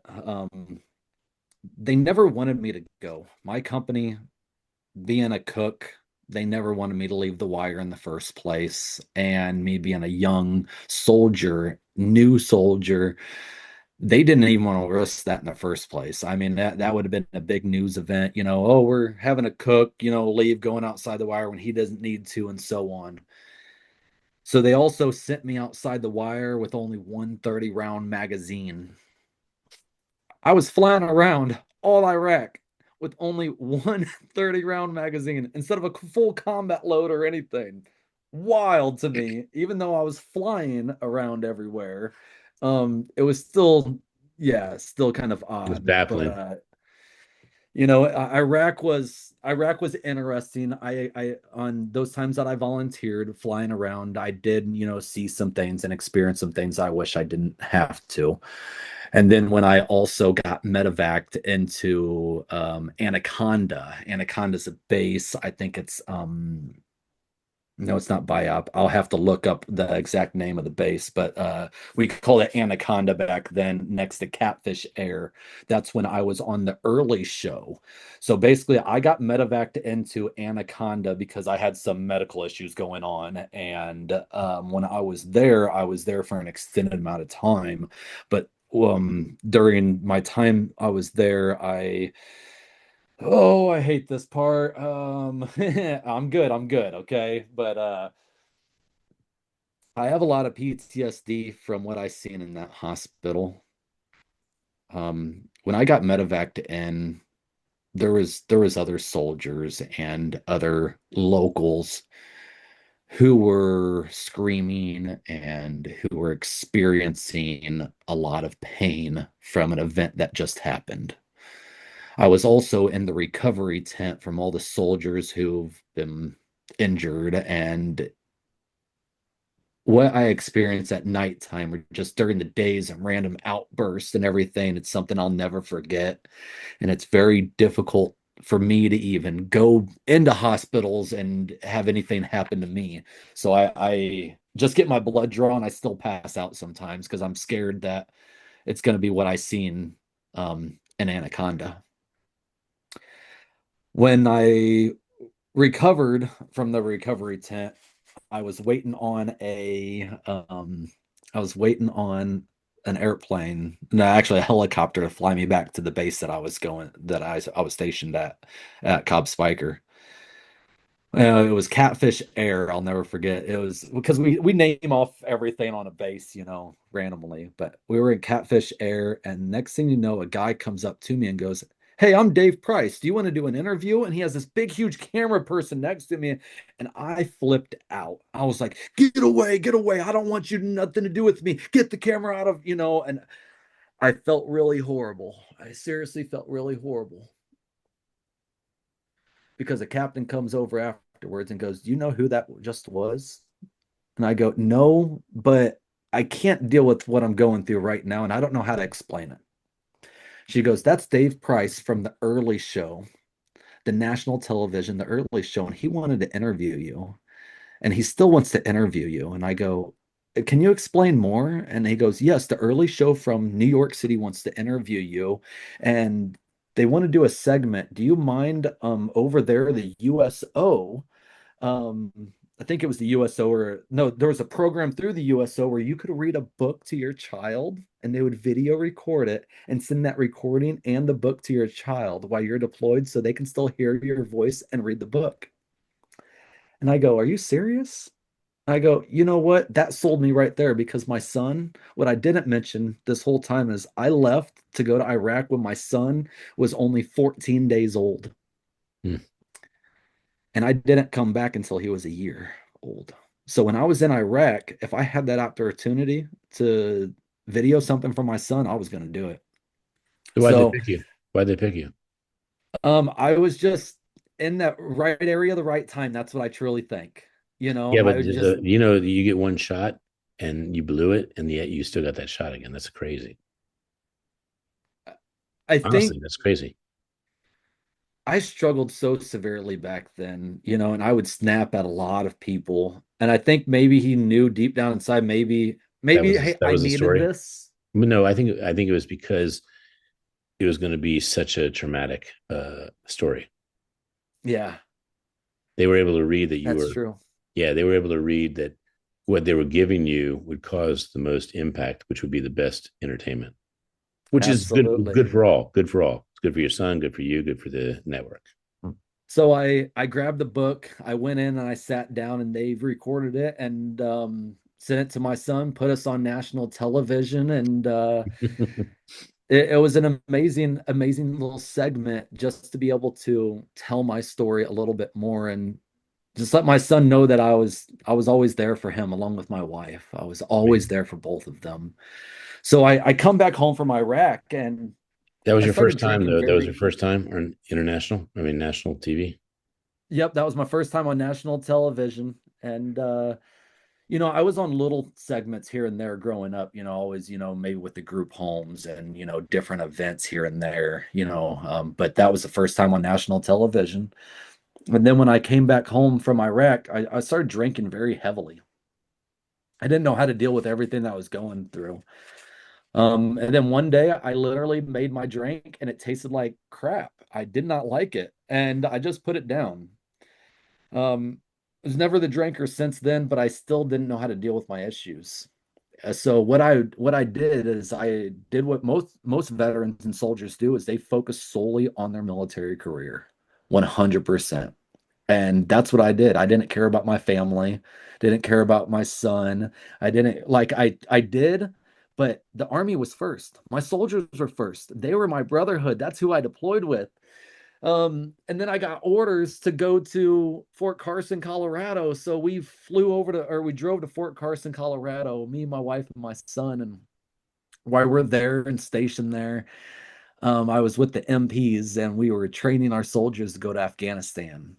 I mean, we're doing some awesome training that cooks me and the first, like me being a cook, I'd never be able to do. Most cooks never, right? I mean, I was shooting 50 caliber sniper rifles, AK-47s, mortars, little mortars. I was doing all this stuff with special forces, the MPs, and all of this. And then next thing you know, I broke my neck. How?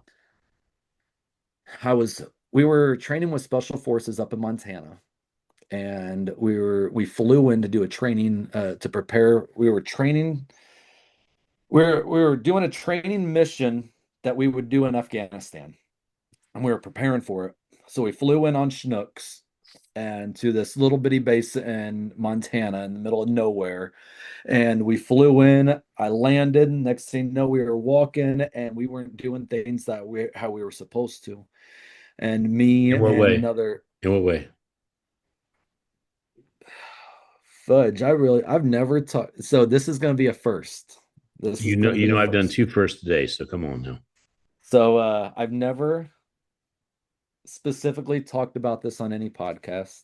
So we landed on the Chinook and we're walking down a road and none of this, I was in charge of all of my squad, or I'd say platoon. It wasn't even a squad. I mean, it was No, I'd say squad. It was about 10 to 15 individuals. I can't remember the exact number right now, Mhm. but I was in charge being a cook and like I have very little experience, okay? But they put me in charge because my personality and my drive, and we did a training mission before and I excelled really good in it.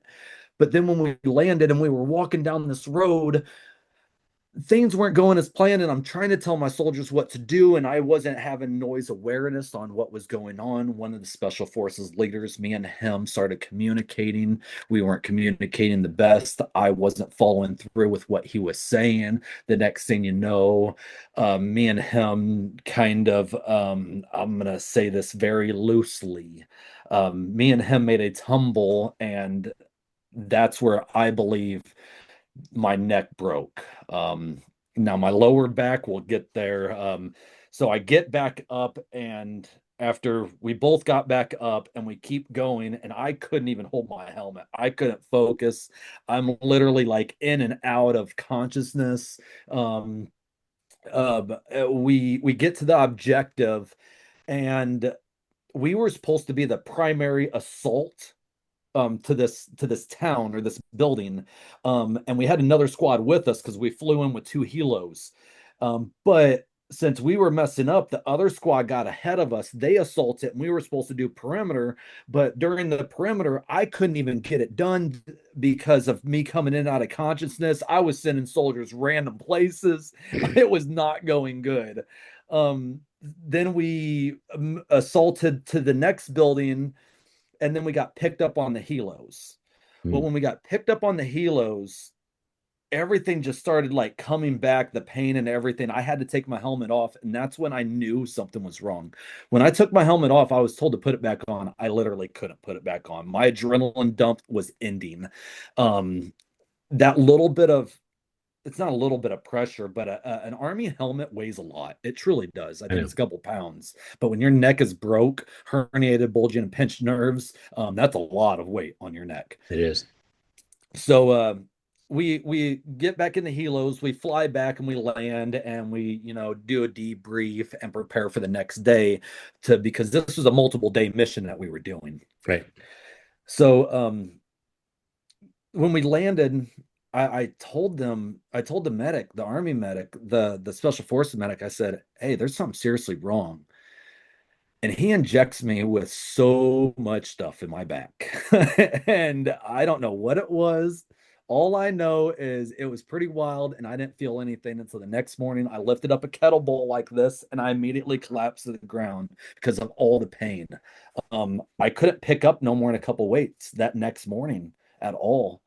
So I struggled severely. I couldn't continue to go on the missions that I was. Yeah, I tried to. We went to a range in Montana there because we were there for a long time. Um, we went to the range, and when we were going just in that Humvee and everything, I took off my helmet. Next thing you know, I collapsed, and that's where I believe I broke my lower back while I was in the turret, because when we were going, it was rough terrain. It truly was. But my mind and my pain was not there. And when I collapsed, I came back up, and then my lower back, it never stopped hurting since then. And that's how I have lower back bulging herniated pinch as well. Um, to make a long story short, with the Montana, I call it Montana, the training to where I got injured. Everything, went as best as it could. We came back, and when we came back, I had to go to the medic. When I went to the medic, the big hospital, I went in there, and the doctor looked at me straight and they said, this is career ending. If we document this, your career is done. And I wasn't ready for that. I was not. So I said, I don't know what you're talking about. I was never in here and you never saw me. And I turned around and left. And he goes, good choice, Mr. Odell, if you want to stay in the military, but when you're ready to get out, come back. So I go back and I tried to hide. I tried to hide over and over and over again, all of my injuries. I kept trying to train and everything, couldn't wear a helmet, couldn't lift up things, was begging people to pick up all my slack and everything, until it took one of the great leaders. He came over, and I don't remember exactly who it was, but they said, Daniel, you would not be able to live the rest of your life if some soldier had to pick up your slack in Afghanistan and they died from picking up your slack. And I go, oh, you're right. It's time for me to get out because if you're not 100% soldier, then Right. you shouldn't be in. We need the best of the best to protect our nation. And we don't need somebody who's 90% or 50%. We need the best. And nobody can be picking up your slack because they already have enough on their plate. Yep. That hit home for me very hard. So I went back to the medic and I started doing the process of getting me out the military. They sent me to South Korea for a whole year as I waited on a wounded warrior battalion to open up.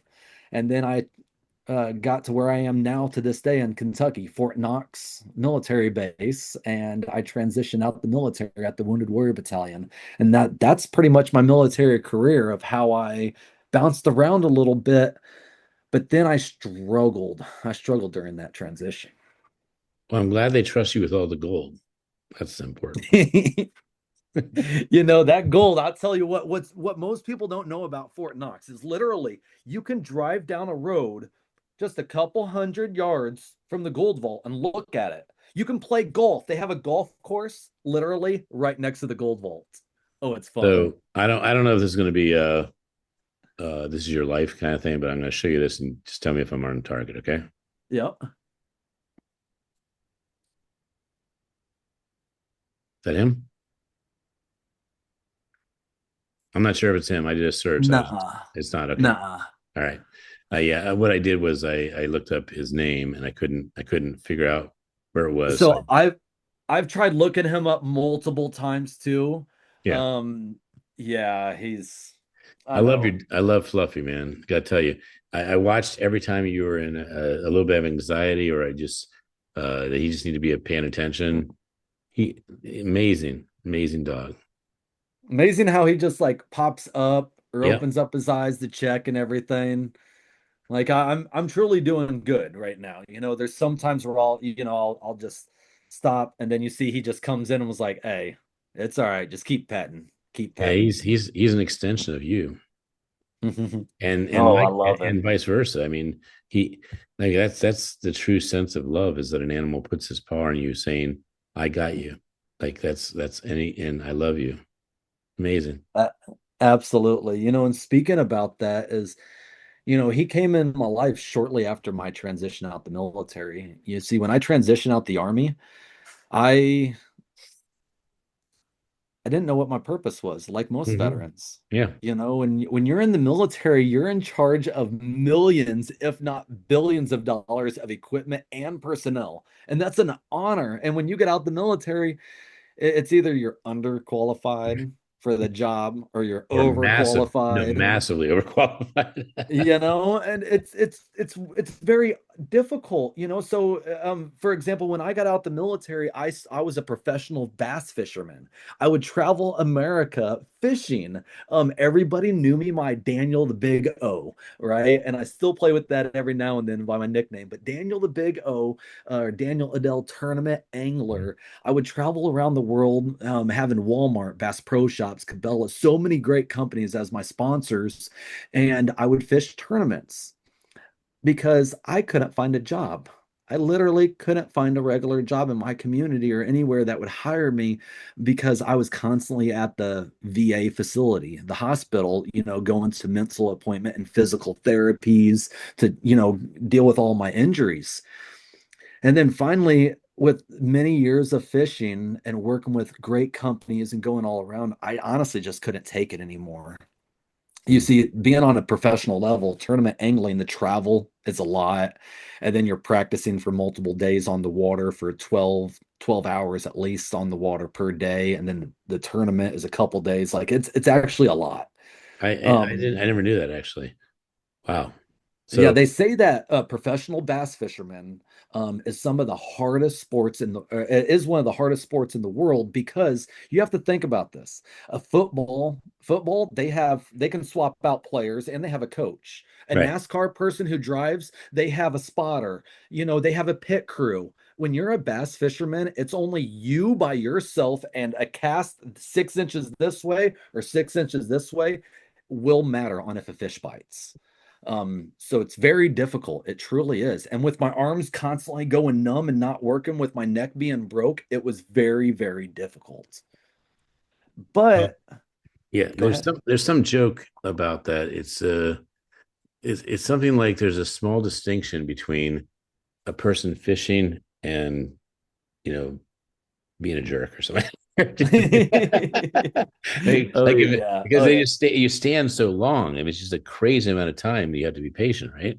Oh, absolutely. And a lot of times if oh, so first place for some of those tournaments is 125 to $250,000. And then second place drops all the way down to like 30, 40,000. So, and if you go in with five largemouth bass to the scales, and one of those is 0.01 ounce off, and that second place guy just, or that first place beat you by point 0.1, oh, it's very humbling on the way home. It truly is. It's kind of the steak Um, knife. It's kind of the steak knife situation oh afterwards. yeah.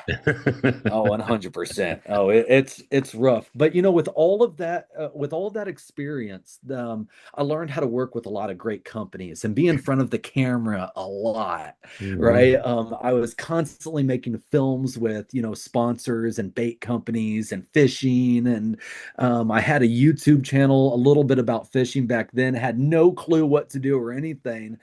But again, like I said, I just couldn't take it anymore. So I Yeah. stopped fishing and I started to isolate and started to How think old were about you then? suicide a lot. How old at that point? I think I was probably around 30 years old. Around 30 years old. I started to really think about suicide and isolate when I was fishing. Just because the last couple of years of me fishing, it was very difficult with my injuries on the Mhm. level that I was fishing at. Yeah. And there was times where I'd come home and not be able to get out of bed or not be able to use my arms for multiple days. So finally when I gave it up, it was a snowball effect. When I gave it up, I kept being in more isolation and depression and not living my life to its fullest. Yeah. So I thought about suicide more and more and more, to the point where it was just about every single second of the day. Not every minute, not every other day or once a week. No, I'm talking about every single second. I've stepped on ledges, I've hung nooses, I call them throat bullets, where I've put many, many weapons to my head and my throat and pulled the trigger. And luckily enough, not a single one of those went off. Mm. I don't know why. Well, I know why, because I have a bigger purpose, but it's one of those, I've done all that for multiple years, and then finally I heard of an organization that helps veterans like myself with service dogs. Mm. And I go, well, how is a service dog going to help me? And they go, just trust me, it will help. So I started researching and researching and researching, and finally I found an organization in Chicago, Illinois, Canines for Veterans, that would help an individual like me. And so I would call Michael Telleroni. I would call Michael Telleroni multiple times and beg him, crying. I sent him videos and pictures and everything, begging him to get me a dog. And then finally he gave me a phone call saying, "We have one ready for you." And that's ultimately how I met this amazing guy next to me. Is with all the struggles that I was going through, he was there to, or out of all the struggles I was going to, it was just another individual saying, "You need to check out a service dog." And I searched the internet for help. Well, I'll tell you what, I'm going to take a little breather here. This is Mhm. not the company you mentioned, but this is the company that services warriors, and warriors come in all forms. I'll just take a little break here to show this real quick. So, Oh, uh, Canines for Warriors is amazing. I give credit to them too. yeah, Great. look at these. The video says it all. I mean, they couldn't have better social proof of what this canine can do for somebody. I've been watching for about 10 seconds before I showed it, and I just couldn't believe the amount of emotion and the amount of and back to that point, Camp for Cowboys is in Texas, and it brings it's about 1,200 veterans that were suicidal, and they have had zero people commit suicide after going through the program, which is boats, dogs, and horses. That is awesome. And you want to know, like, look, we got a boat, I got a dog, and I got a horse next door, the neighbor. So that's Isn't it awesome. interesting that the animal part of it is that they relate? And you talked about senior living homes. They get a cat or a dog, and they are completely shifted into "I am loved." Absolutely. And I love Fluffy's I'm putting his grateful. paw out to you. Fluffy's put, Oh, he probably wants another one of these. You want another one of well, these? that might be the case, but I think he was actually. I think what I believe is he's reaching out to you, saying, "I feel you. I feel you."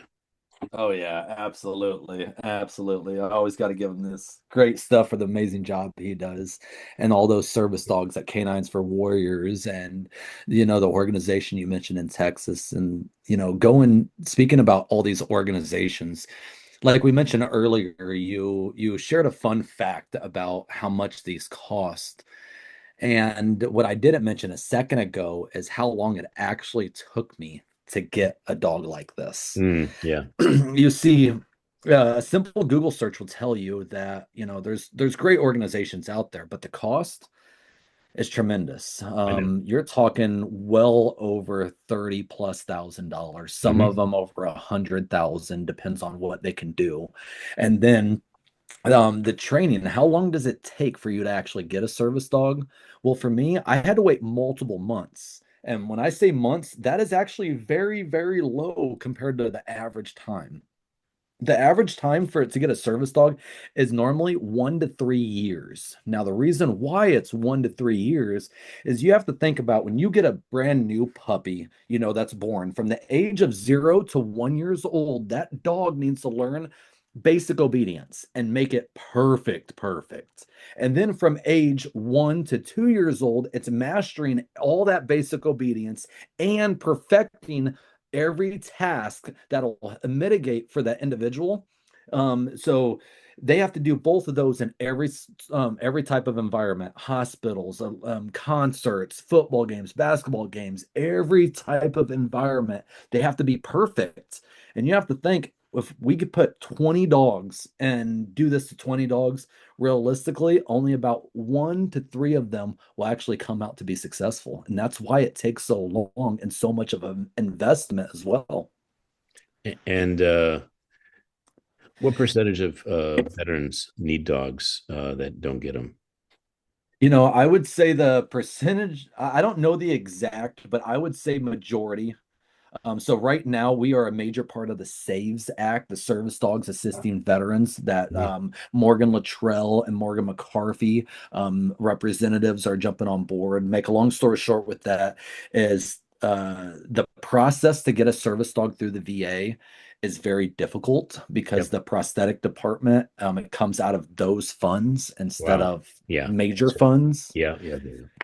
Yeah. So uh the I know at least right now off the top of my head I can spit out at least 10 veterans right now locally who need service dogs but can't get them because they don't have the finances or the travel to go there. They don't have the resources pretty much Yeah. to actually get them. So a lot of what happens is people will just throw a vest on a dog and call him a service dog.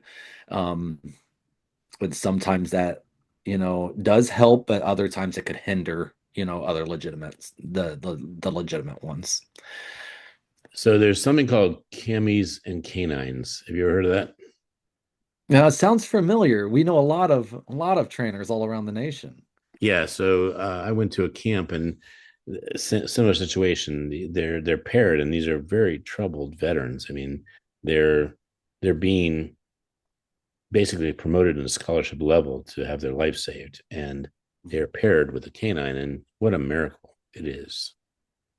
Look, it's so much like I was saying earlier at the beginning of the show, it's so much more than a dog by a veteran's side. And he makes us go to the store and get treats, okay? And like when we go and get treats or go and get food or toys, every single time we go out, somebody's going to ask me about a poodle with green hair, right? Yeah. So now I talk to somebody, and when I talk, it just helps us with our PTSD symptoms. It helps us get back into the community more and ultimately find our purpose again.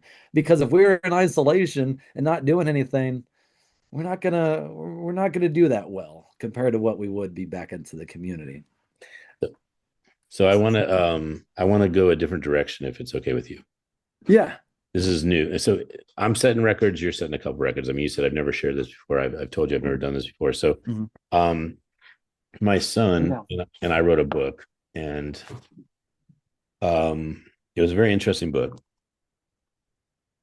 It's called Oh, yes. it's called Conversations with a KE. And the point is I got to know him better and he got to know me better. And it was interesting, but I lost my mom to Alzheimer's. And when I lost her, after 3 years of being a caregiver, I said, wow, I get to speak at her funeral and I don't know what to say except how great she was for me. I couldn't tell you anything about her because she was selfless. Mm.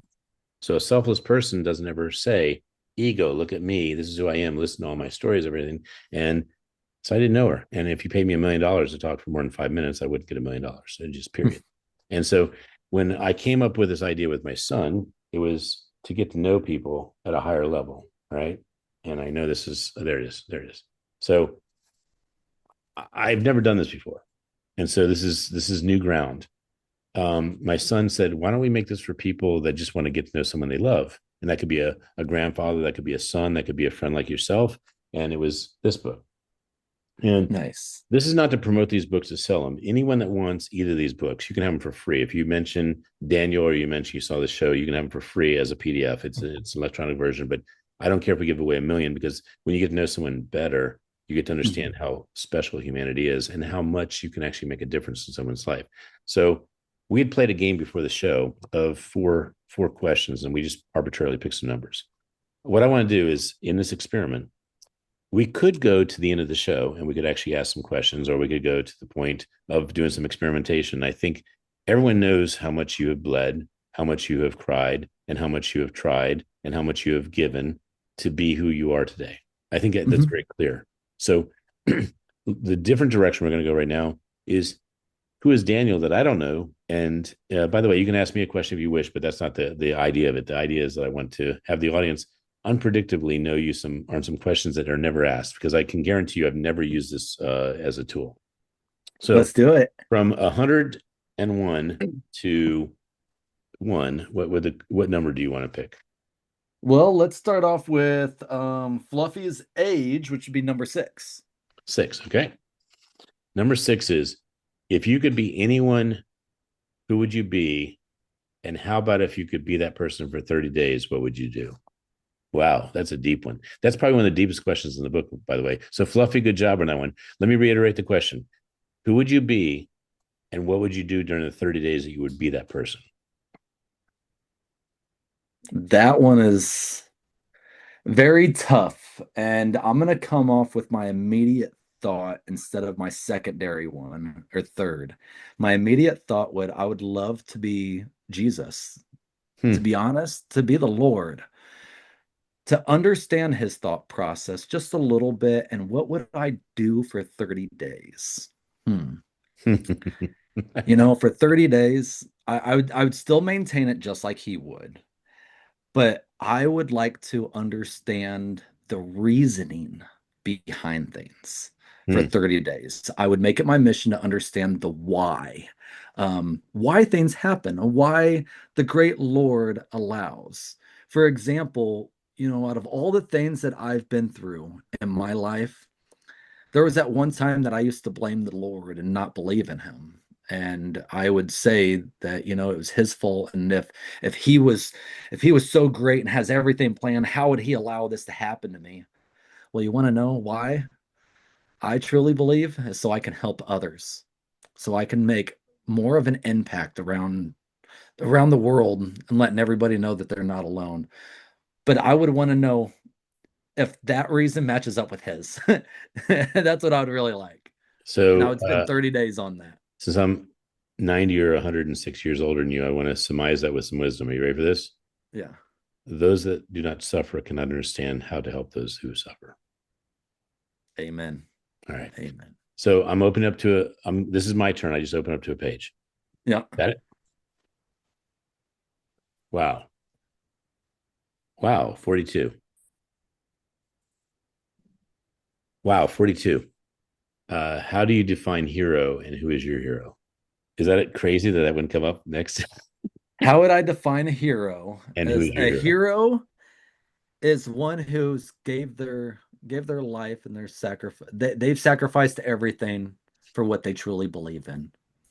And the heroes to me are the ones who aren't here anymore. Those are the real heroes. Now, what was the second part of that question again? Well, who is your hero?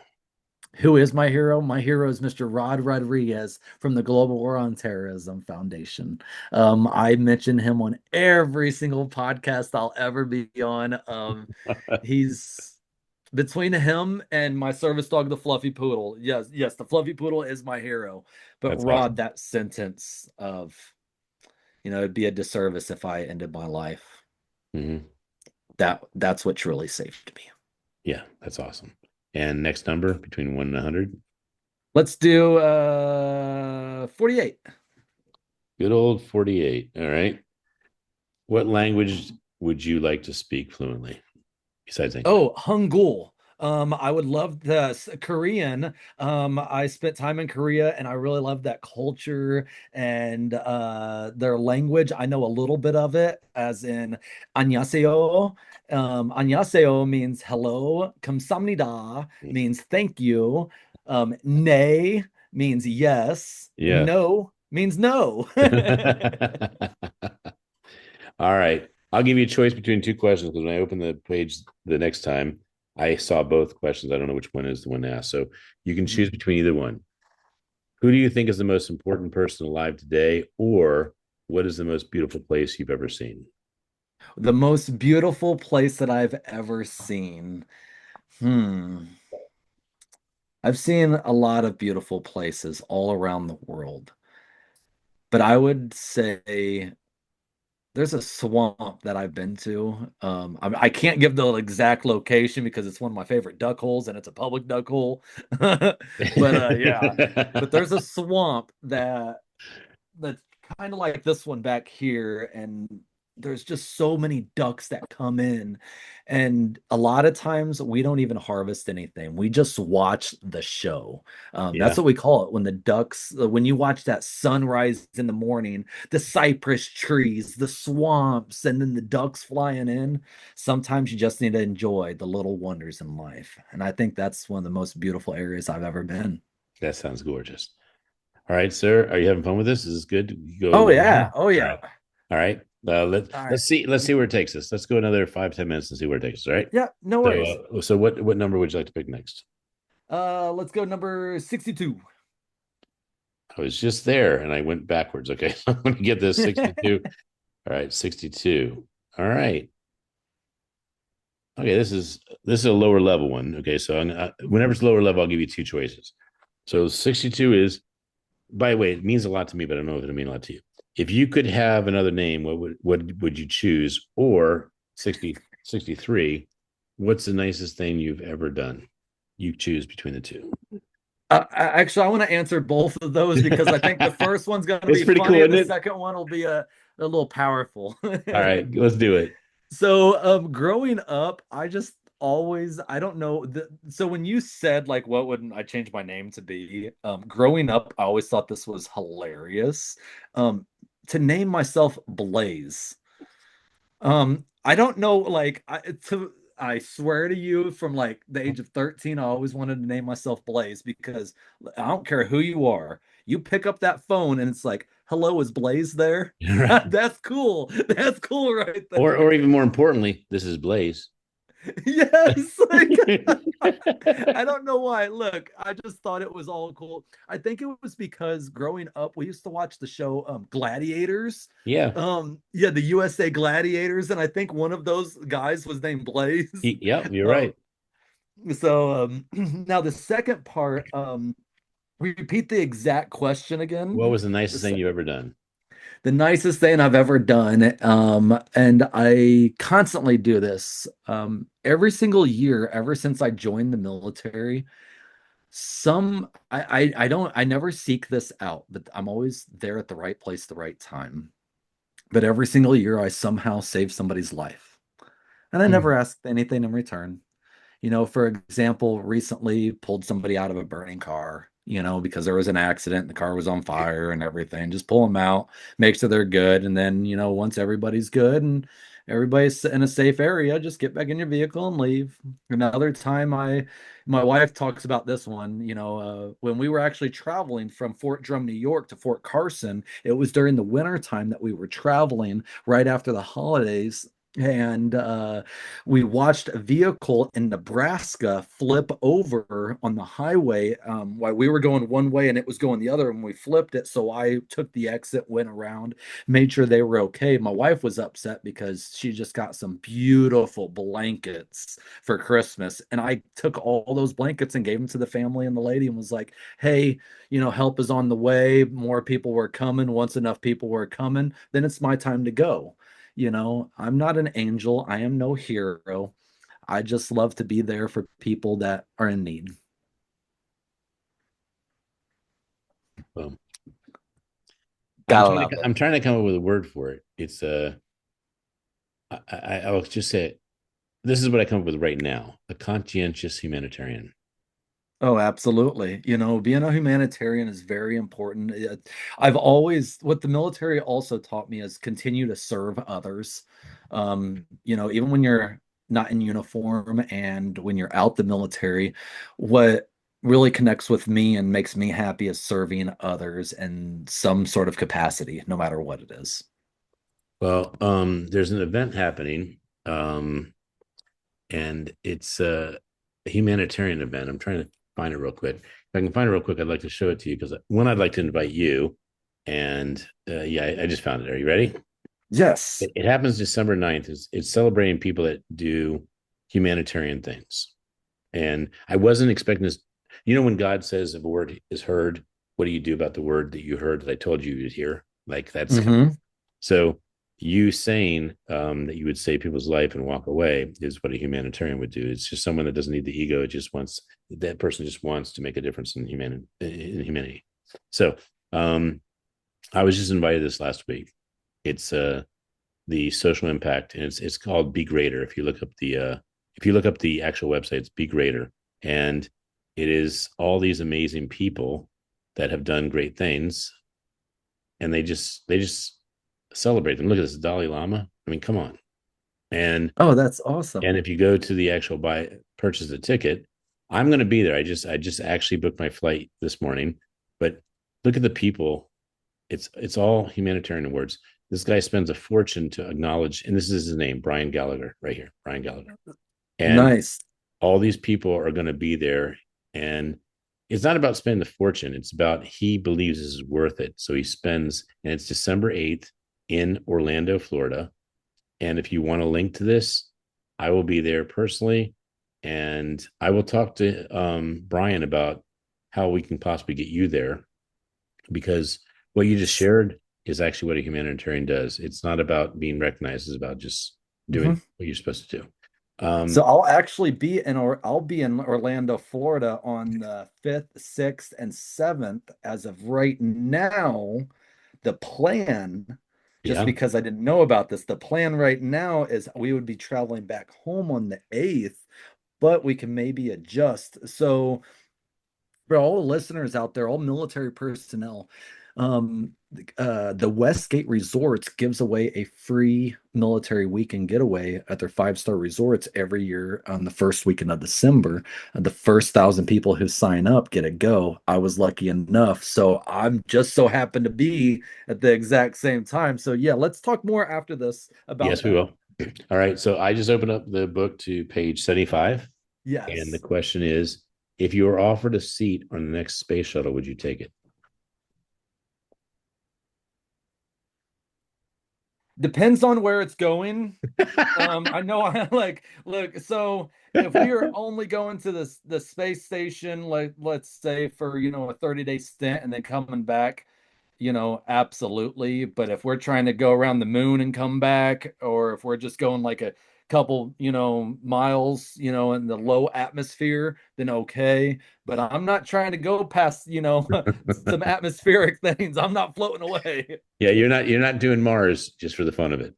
Oh no, oh no. Not so believe it or not, my son and I, we love to build high-powered rockets. Yeah. We are certified with NAR and tripoli being levels so we can shoot literally high-powered like the model rockets, but they're on steroids. Oh, they're so much fun. I'm going to tell you this. This has been the most fun interview from two standpoints. Just Mhm. going with the challenge of how deep can you go in a conversation. But the second thing is I've never used this tool, and it's turned out to be kind of fun because it's a game. Oh, absolutely. So you bounce ideas or not ideas, you have a little question that you can Right. elaborate as much as you want or as little, and you see how one little question sparked, this and this, and we just keep going and it's that snowball and it's really telling our story and letting everybody know that, maybe what I've been through or you've been through and what we talk about, we can all just continue to add value to the world and share our experiences with that. So I want to divulge something to the audience. I'm gonna shed the truth. All right. Mhm. So Daniel told me the longest show he'd ever done was 4 hours, and I said, Yeah. I guess we're doing five. And I just want to say we may not be doing five, but I've had so much fun heading to four. Yeah, look, I think we already broke your record, right? We've broken my record. Yeah, my record is broke. Oh, So look, we're doing great things. yes, we are. So I'm gonna yield to you. We're gonna do two or three more questions. I feel like that's the amount, and then we're gonna go rapid fire to culminate the show. But um, I'm so thankful that you are the person that understands how valuable time is and how giving you are of that value. Because it's one thing to say it's valuable, I won't give it. And it's another thing not to know how valuable it is. You are Mhm. both. That's a very interesting spectrum. Like you cannot be broke and not have time. You have to have one or the other. But you have so little time because of how much you use it, but you give it so freely and it's so valuable. So I want to acknowledge you on the air before the show is either coming to an end in 2 minutes to 2 hours. You are you're the best. No one has said what you said. I'm an open book, whatever you need, and whenever it's supposed to end, it ends. That's and I will say that I mimic that in theory and I mimic that in reality at times, but it is hard to mimic it in completeness. It is a very big step to mimic that in completeness. So, I always tell people to set goals and make sure you write things down and you commit, mhm, making sure you commit on anything that you do. Now, there's going to be consequences, positive or negative, right. right? But when you commit to something, understand that you need to give it your all. So when I set time for individuals or an organization or no matter what it is, I'm committing myself and the least I can do is present myself in the best way I can, articulate things the best, and give the best show, the best everything. Just give it my all. Because why wouldn't you? I mean, literally, why wouldn't you? We only live one life, You and might I'm as just trying well. to live the best I can each day. Well, I'm going to give you another word for your shirt. You are motive great. Moto great. Look, we're gonna have a lot of plays off these, you know. Oh yeah. Look, we might have a drop coming down, a holiday drop. Are you ready, sir? Yes, I am. What number do you pick? Let's pick actually let's pick number two because I don't want to give out Wow. the number one question of the book, but rather number two. Well, I almost forgot what number one is, so I'm gonna read it real quick. I want people to get that book so they can see what number one is. Then All right, we'll so jump into number two. we're doing number two. All right, so number two and number three are so great. Can I give you the choice Okay. again? All right.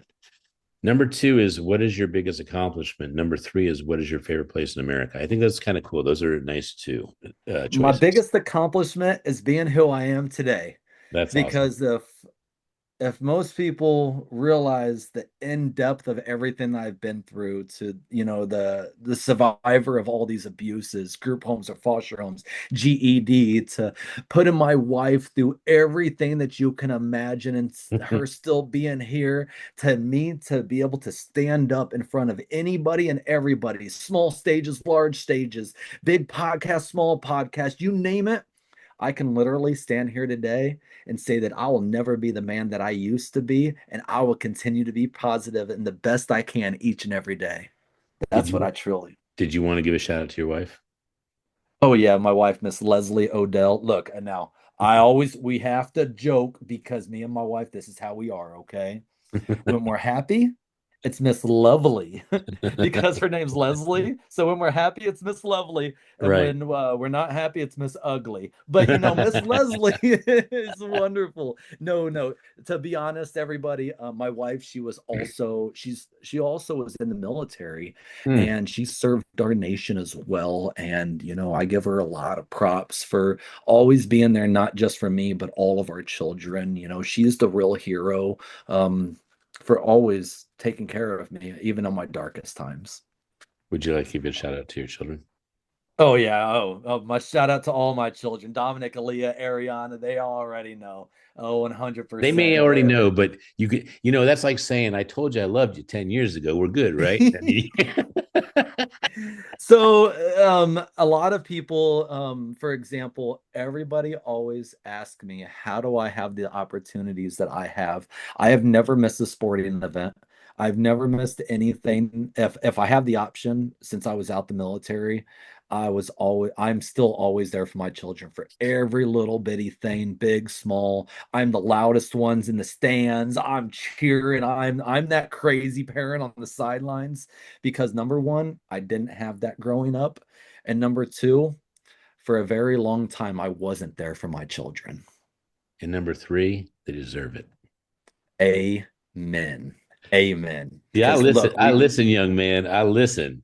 look that for the youngins, I spend so much time with them instead of giving them a phone or sitting them in front of a TV and all that. I spend time with them because they are truly our future generations. And if we don't mold them the best that we can, we don't know if we're gonna have the same nation that we have. So I'm just trying to do the best I can. So I'm gonna break not another record, another rule. I'm just breaking another, I guess, another statement I've never said before. You're gonna be kind of blown away by this one. I think Mhm. for you youngins that are listening, because I don't know how many of you are listening, and I don't know how many of you will share this with your youngins, but there are people like Daniel, and there's people like me, and there's people that are like us that care about you having the love, the care, Mhm. the opportunity, and the future you deserve. But don't forget to say thank you. Don't forget to say you're grateful. I mean, it's so funny. I'll give my son this amazing experience, and he walks in the car, and I go, huh? Yeah. Like, not everyone gets this, Kenny. And he goes, oh, sorry, Dad. I thank you. Thank you. And I'm like, no, no, no. It's not about that. It's that should be very present to you. It's not about me needing that. It's that it should be present for you. I don't, Yes. because if you ask for it, it doesn't count. It doesn't count at all. Hmm. But Correct. when my dad brought me up, and he was a strict son of a gun, and he taught me that when something is given to you and you appreciate it, you thank the person. My son does not leave a restaurant or anything without me looking at him and go, "Did you?" And he goes, and he usually does. Usually Mhm. does. He says, "Thank you for a great meal," or "Thank you for the servants," or whatever. And Oh yes, and being polite is very, very important. A lot of people compliment my children as well. It's like, why are they so polite? Well, I'm like, well, you didn't teach them. Like, maybe I'm different though, like, yeah, but but no. there's polite, which you're 100% right. But there's Hmm. polite, and there's the level of gratitude. I just think like Yes. it is a very important level up. Like, polite is being cordial and not being offensive and being civil and being a good person. Gratitude is actually knowing that you didn't need to get this, and not everyone gets it, and you did. Oh, 100%, and I'm very grateful that my kids too sometimes. And you know, I'm not one of these parents. There's some parents, it's like I'll say this about my kid and they'll just keep going back and forth, right? My kids are seriously I think good children, we all Mhm. make mistakes. Even Of children course. make mistakes, right? But how they learn from them, I think, is a little bit different with mine than most because I Mhm. think they're very humble and understand, and they've seen all the good and the bad, that I've been through. And also somebody that has severe disabilities, because I Mhm. can't do everything by myself. So they see a lot of it, and I appreciate them. And I'll give you another tip or trick. I don't normally say this outside of my speeches, but one of my biggest things that I tell parents all around the world is, it's okay if you didn't do good that day. It's Mhm. seriously okay. Right. Just acknowledge that you didn't do the best at parenting that day and just try harder the next day. Mhm. Because parenting is very difficult. There's technically no manual to raise the perfect child. Because if there was, everybody would raise the perfect child. And you look around, that ain't happening. Okay. So Yeah, just do the best you can each day. yeah, and it to the point of the manual. You do everything for your kid, and your kid will not survive. Yep. Like you've enabled them to be weak. So there's a very fine line of when they're supposed to fall, you're there to catch them because they fell, but let them fall because they need Mm. to get tougher. It's a very weird diagram or synopsis of what a parent is. So I have two final questions for you, Yes. and then we go to rapid fire after you pick a number. So you're the last one to pick a number. Okay. So I picked this one, and then I looked the page before, and I was like, how appropriate is it that I picked this number and then the page before is the perfect conclusion for me? So Nice. the first one, do not be offended, Fluffy. This is definitely going to possibly offend Fluffy, but it also may make Fluffy love you more. If you could be a cat or dog, what would you pick and why? You know, to be honest, don't get offended, Fluffy. Do not get offended, okay? I love dogs, okay? But there is just something about a big cat, No okay? doubt. Like I'm No doubt. talking about a lion, a Yeah. tiger, a A cheetah, panther. A panther. They're like all, yeah. a yes, a snow panther too. Oh. Oh, like you see where we're getting at here, ladies and gentlemen, boys and girls. Look, those big cats, the way that they prance, the way Yes. that they walk, their stealthiness, they're Yep. attentive to their environment. You see, even when me and the fluffy poodle are out hunting, when we see bobcats and different animals, it's different seeing a cat compared to like a coyote or a wolf. Yep. It's just something about a cat is, oh, a black panther too. Ooh, oh. I didn't. I Now, didn't. I didn't. I didn't think I was gonna be able to do it, but I'm gonna do it. You ready for this? yes, I want to hear Motive cat. Motive cat. it. We gotta make a purr in there, mode of purr cats. Isn't that crazy when a cat's happy how it does that? It just yields and it just goes. Yes. All Oh, it's right. wonderful. So that's the reason why too. I think you shared the reason why too at the same time. In it, they Absolutely. are cool. Now for ours, I think that you said it was 100 questions, right? It is. We've only done about 10, and Okay, I'm gonna so answer you the ninth. I'm gonna ask you the ninth one. Actually, the only reason I want to ask is it's the page before, and I didn't think it would be such a great question. oh yeah, go ahead. And then you pick a number, and then we go to the rapid fire. Yep. Okay. This question blows me away that it's the one before cat and dog. I mean, you're going to be like, they're not in any order. That's for sure. Are you ready for this? Yep. All right. It is, would you die for your country? And how do you feel about those who die for their country? I mean, can you believe that's the Mm. next question after cat and dog? Would I die for my country? 100%. And by the way, Would this is I? not baloney. That's the cat and dog. That's the question. Would you die for your country? And what is that nuts that that's the, I mean, I just can't believe those two are tied.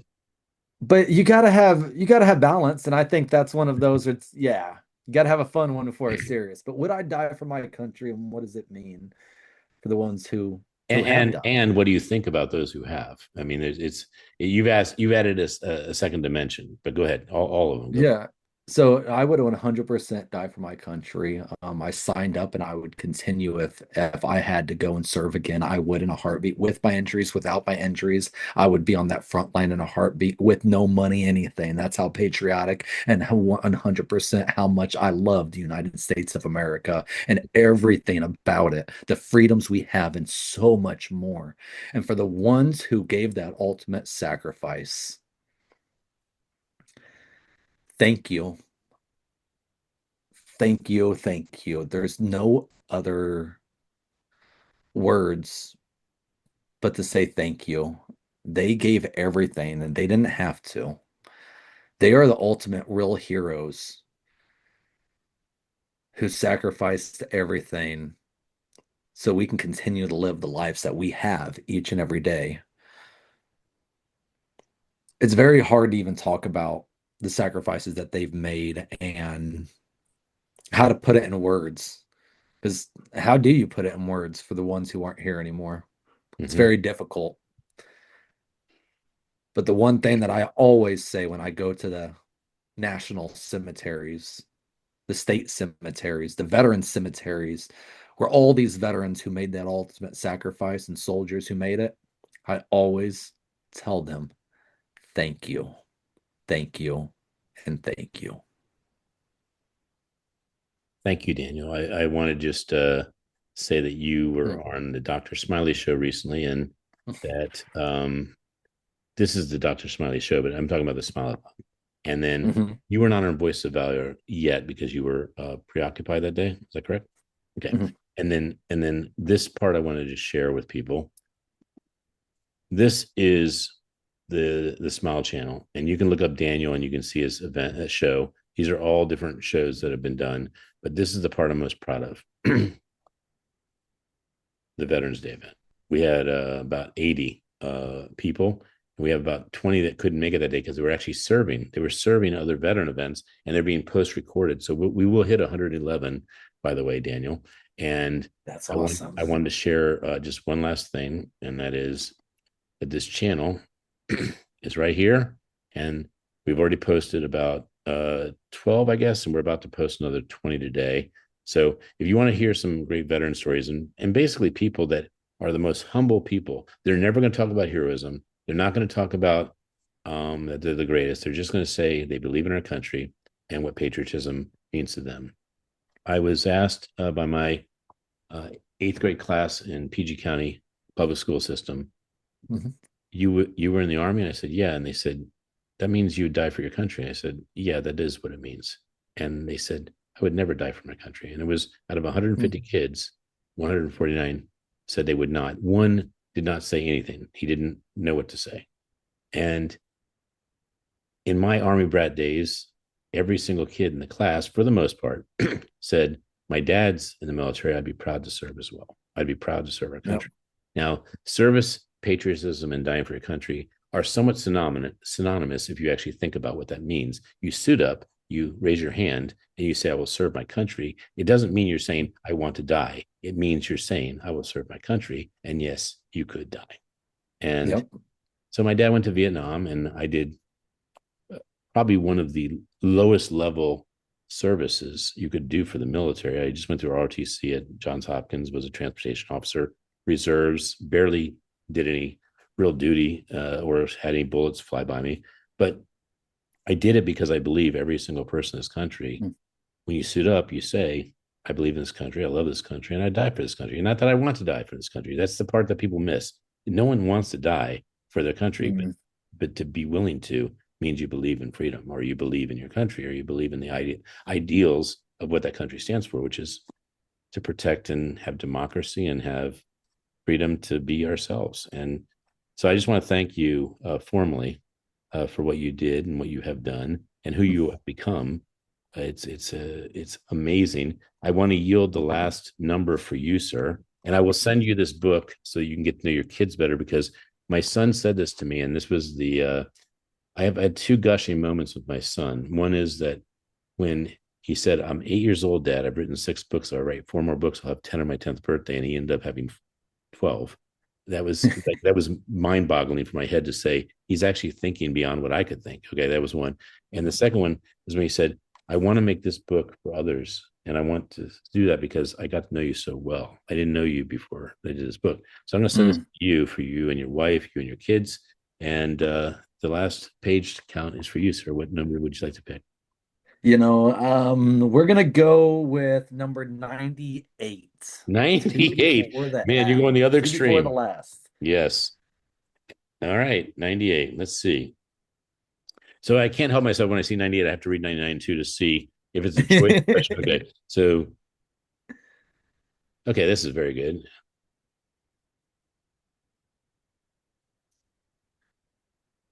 This is a weird question, number 99, but 98 I'll give you. Do you want to hear 99 Okay. just for fun? 99 is actually pretty obscure. 99 is not the one you pick. Would you Mhm. rather have everyone accept you and think you are amazing and know you are not, or would you rather be? Isn't that weird? That's a wild question. That's, Hmm. do you get my point on it? Yeah, no, I got that one. What's 98? 98 is the one you picked. Here's 98. Yeah. Would you rather be respected or have money?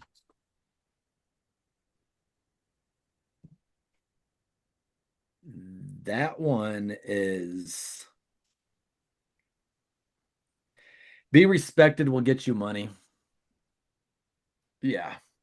Yeah, I had to you're right. think about that because, but the reason why I hesitated is I would love to have money to help and serve others in a bigger capacity than what I am now. But to be respected all the way around and to grow and work on that respect more and more, that will ultimately get you to wherever you want to be. So ultimately, yes, the respect. And that's something that you took the deep dive that you need to take in that one because I will tell you that anyone that chooses money, they probably are either one immature, they haven't lived long enough, or they don't know how to evaluate the reward of respect. I mean, it's kind of Exactly. yeah, yeah. My dad said something to me when I was about 6 or 7 years old after I'd stolen a candy bar. He said, "You're returning the candy bar, and you're still going to pay for it, and you're going to learn that the only thing you have is your character, and you lose that, you have Hmm. nothing, nothing, and that's aligned with respect." All right, sir. So Absolutely. the final five questions dash a parentheses six, which is an easy six, is when I throw these questions at you, you're answering them as fast as I'm throwing them to you with the minimal expansion. Yep, I understand. All right. So, what book changed your life? What book changed my life? The President's Cook. I think it's called The President's Cook. So The back Butler? Oh, in gotcha. make a long story short, in Iraq, there was I think it's called The President's Cook, or it's cook. It's the chef that was the cook for George Bush. Or no, for Clinton. He wrote a book and it's a white front cover. Um yeah, it was a really good book of how the operations on how to cook and getting things done in the White House was very interesting.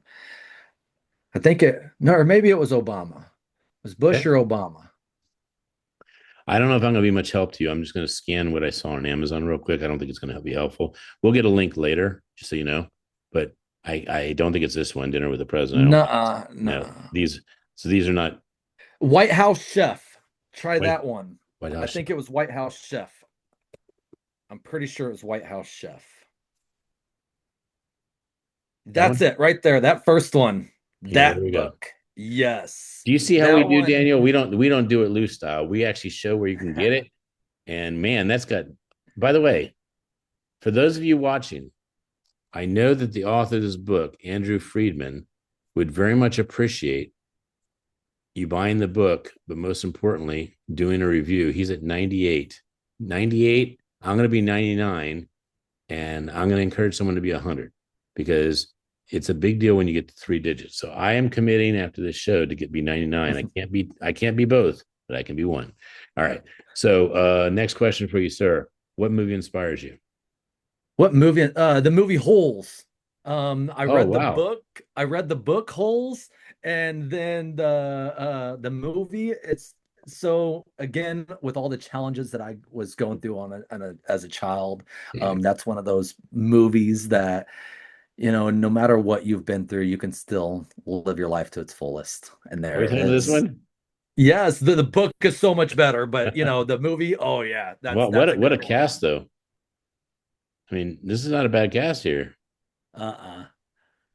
Sigourney So I Weaver don't and John Voight. I mean, that's pretty big time. so I'm to be honest, I would rather make film than watch any film. Yeah, I In got my you. house, I don't watch that much, to be honest. And even growing up, I wasn't that type of person. Um, but that's one that I'll never forget. Oh yeah. All right. And third one, what song gets you going? What song gets me going? Look, any song with an upbeat. All right, like I'm not a good person with like name of artist or song, but you put something upbeat and get the body moving and body grooving. Oh, we love to dance and move around. Awesome. And by does Fluffy like to dance too? A little bit? Oh yes, we have many videos on our YouTube channel and social media and everything of us dancing on many different conferences and all different stages. And that's the Fluffy Poodle on YouTube. And The Fluffy Poodle on and it's all also on social Instagram. media All platforms. and it's yes, exactly. Number four, who's your hero? Who is my hero? Rod Rodriguez, which I answered earlier, and the Yes, you did. Fluffy Poodle. I just want to reiterate, and the reason I ask a question that might have already been answered is one, so you can say it again so it's there, or two, Mhm. that you can say and one more person. But you're good. All right. Fifth and final question. What quote do you live by? What quote do I live by? Live your life each and every day to the fullest, because tomorrow is truly not promised. Amen. So I do not like to be, someone that doesn't tell the truth. But I said that was the final question. It's not truly the final question, but you've already answered the final question several times. And so have I given the answer to the final question several times. How can people follow you, celebrate you? It's simple, everybody who's listening. You can follow the Fluffy Poodle and I on all social media platforms by typing in the three magic words, the Fluffy Poodle. That's right, the Fluffy Poodle, the Fluffy Poodle, those three words. Or you can simply type in Motive Fate, like the shirt I'm wearing right here, Motivefate. That's right, motivefate.com, where you can look at some of the amazing work that we're doing. You can book us for your next event. You can have us on a podcast. You can have us anywhere and everywhere by simply checking us out on our website, motivate.com, and all social media platforms, The Fluffy Poodle. So I'm going to give you another. I mean, I've broken probably at least three or four things I've never done before. 600 shows. I mean, when you've done two shows, you go, I've never done this before. I mean, yeah, you've only done two shows. I've done 600 shows. So I am willing to commit that I will, with your help, get a big green fro, and I will be called the Fluffy Smiley. And I'll go to one event with you as Fluffy Smiley, with the Fluffy Poodle, to really get everyone to see how great you are. Look, I think that we need to plan something. I truly believe, now here's a little insider tip. I may be doing something major for the influencer conference, military influencer conference Awesome. next year. On how I get there. That's all I can say for right now is how the Fluffy Poodle and I get there. I would love for you to be a part of that. I So I would love think it that too. would be a great opportunity for us to show the value that Dr. Smiley, you are doing, and the work that the Fluffy Poodle and I. But first and foremost, I also want to add, I need everybody to just go ahead and hit that thumbs up button, subscribe, your comment to the channel, all of this, because this work, this show, is going to continue to add value to the world. So let's go ahead and everybody go ahead and support this right now. Yeah, and the other show that he did, the Smileathon, share that. I Mhm. mean, his message was so beautiful about smiles. And, if you're not embracing smiles and living with smiles, you're actually missing out on what the ride God gave you, which is be happy, be happy. So, congratulations on all you've accomplished. I'm so glad that not only did I meet you, but I mean, what are the odds? I saw the Today Show, I see you on there, and I'm like just freaking out. So, that's so cool. So, Fluffy, you got a great master dash friend dash leader. And I want to say thank you for always being the patient, kind friend that you are. So thank you for being part of the Dr. Smiley Show. Our show is really about amplifying the goodness of people that are moving the world in the right direction. And you certainly are doing so. So thank you so much for being on the show. Thank you, Dr. Smiley, and thank you everybody who's listening and watching. Again, hit that subscribe button. Make sure you're following and sharing for everybody to listen and watch all around the world. Thank you again for allowing us to be on your show. Thank you, brother.